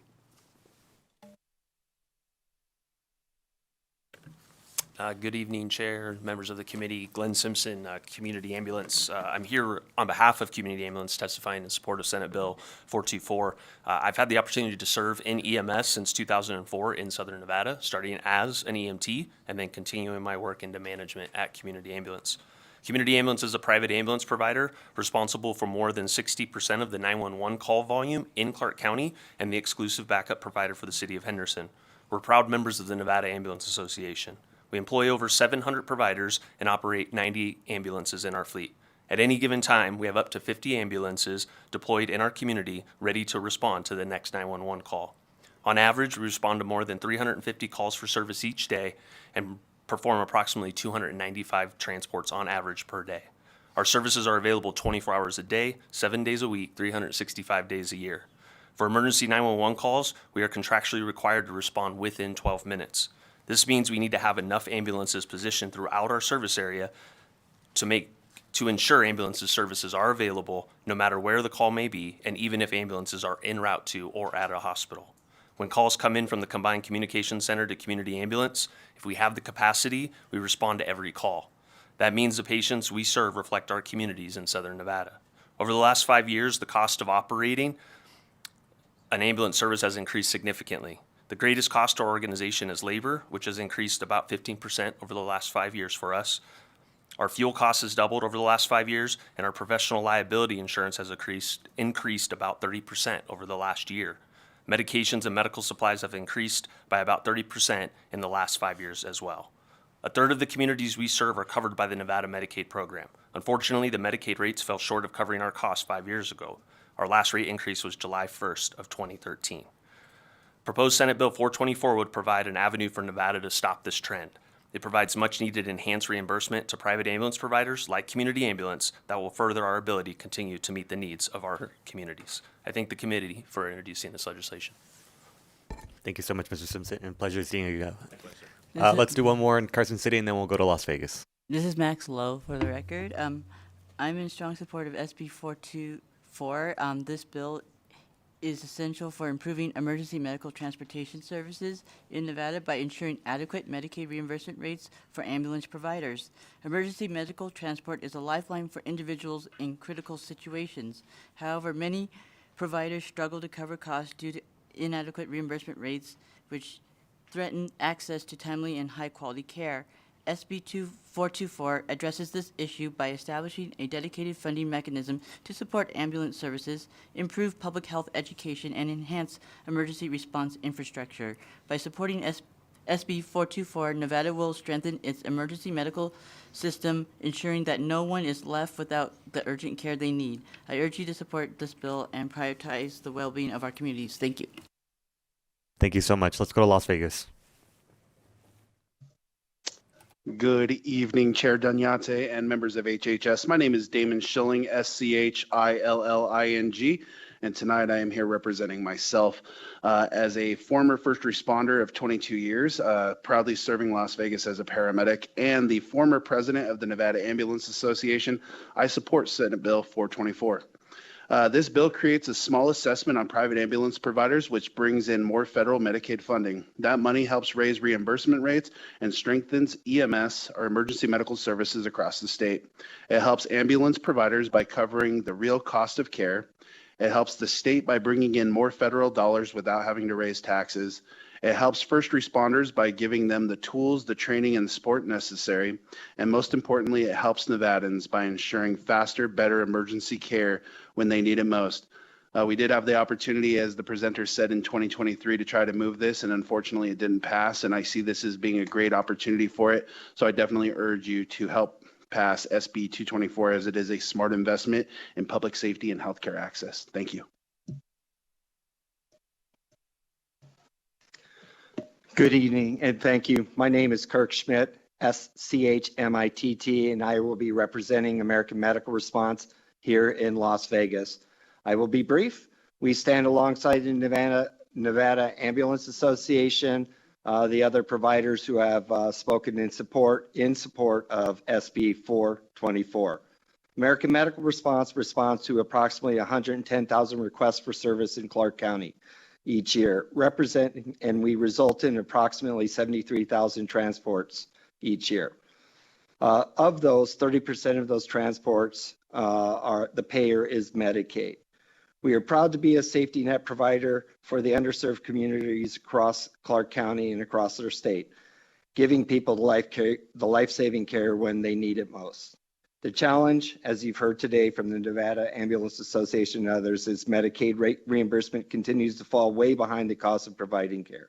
We ask for your support of SB 424, which will provide us with the much needed lifeline to protect the access and to access for care for all of our Nevadans. Thank you.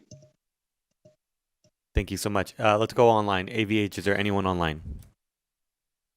Testify in support, please press star 9 on your phone to take your place in the queue.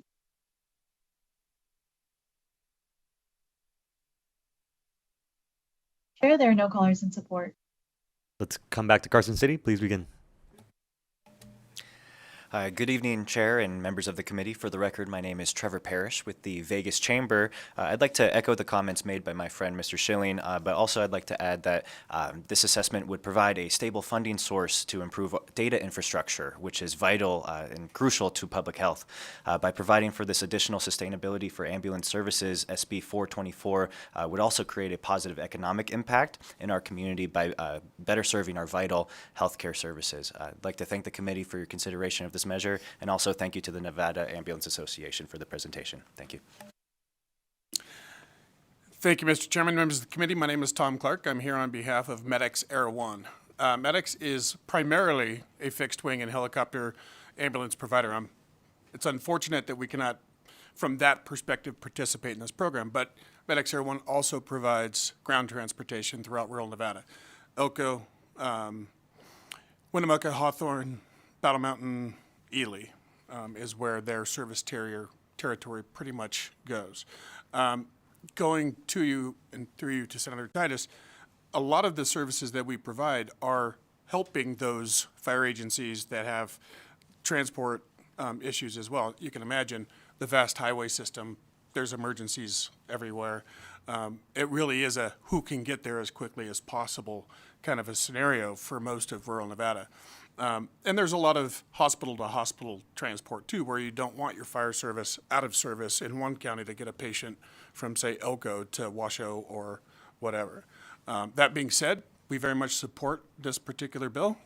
This idea was brought forward briefly in the last legislative session. MEDEX Air One is very much in support of this because of the number of transports that we do have that are Medicaid-related. To participate in a fee, a tax that is going to benefit all from this perspective is something that the whole system will benefit from, and so we are in support. Thank you, Mr. Chairman. Thank you, Chair. Brett Scoleri on behalf of Medic West here in support of SB 424 and the amendment that was proposed by the association, and I will just leave it at that. Me too. Thank you. Thank you so much. Anyone else? Seeing none, let's move on to opposition testimony. If you are opposed to this bill, please come forward. Seeing no one here or in Las Vegas, AVH, is there anyone online? To testify in opposition, please press star 9 on your phone to take your place in the queue. Chair, there are no callers in opposition. Thank you so much. Let's move on to neutral testimony. If you'd like to testify neutral, please come forward. Seeing none here or in Las Vegas, AVH, is there anyone online? And to testify in neutral, please press star 9 on your phone to take your place in the queue. Chair, there are no callers in neutral. Thank you so much. Did our presenters have any closing remarks?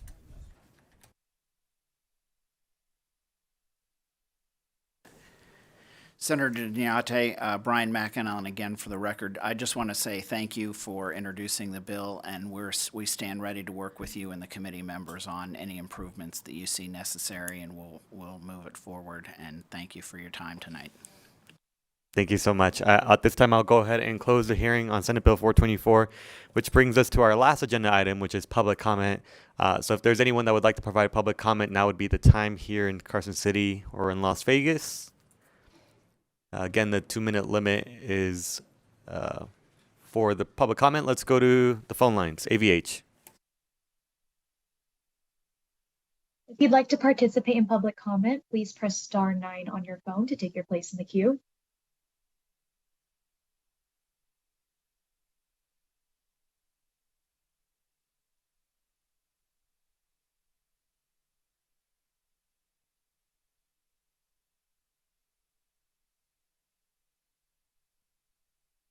Caller, you are unmuted and you may begin.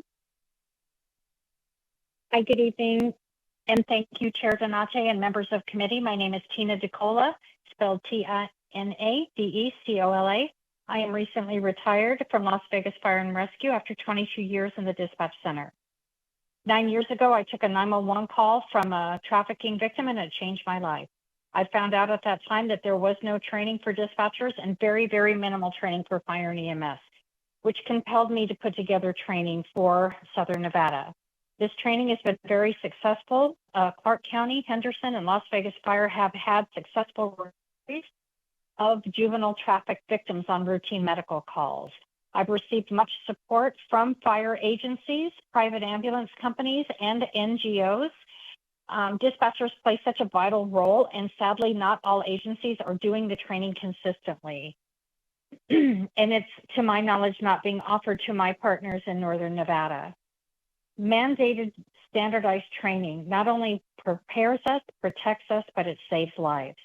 I understand that other agencies would like to have, or other groups would like to have mandated training, but other patients that we respond to, such as dementia or special needs patients, don't put our field responders in great risk like responding to a trafficking victim does. I would be forever grateful if we could get Senate Bill 127 heard to have mandated training for fire, EMS, dispatchers, and nurses in Nevada. Thank you again for your time.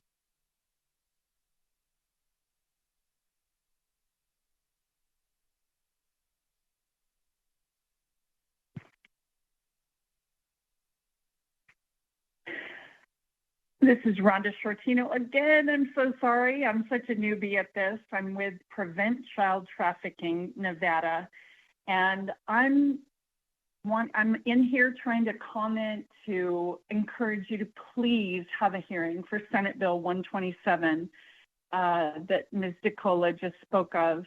It mandates the training of first responders who currently have no specific training on identifying and safely protecting children from traffickers.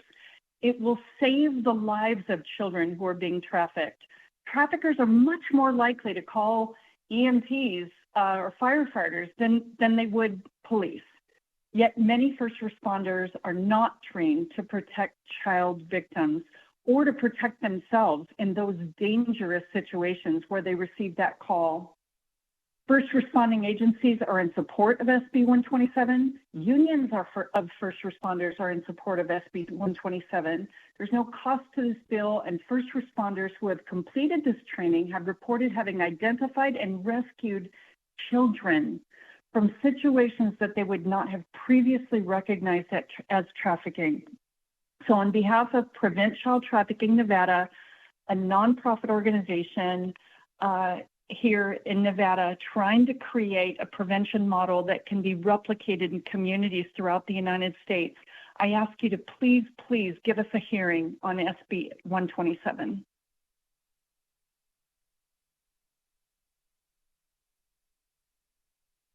Chair, there are no more callers for public comment.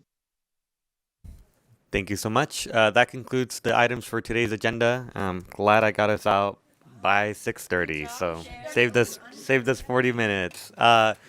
We look forward to seeing everyone on Tuesday. We will have a work session, and so thank you so much, and meeting's adjourned.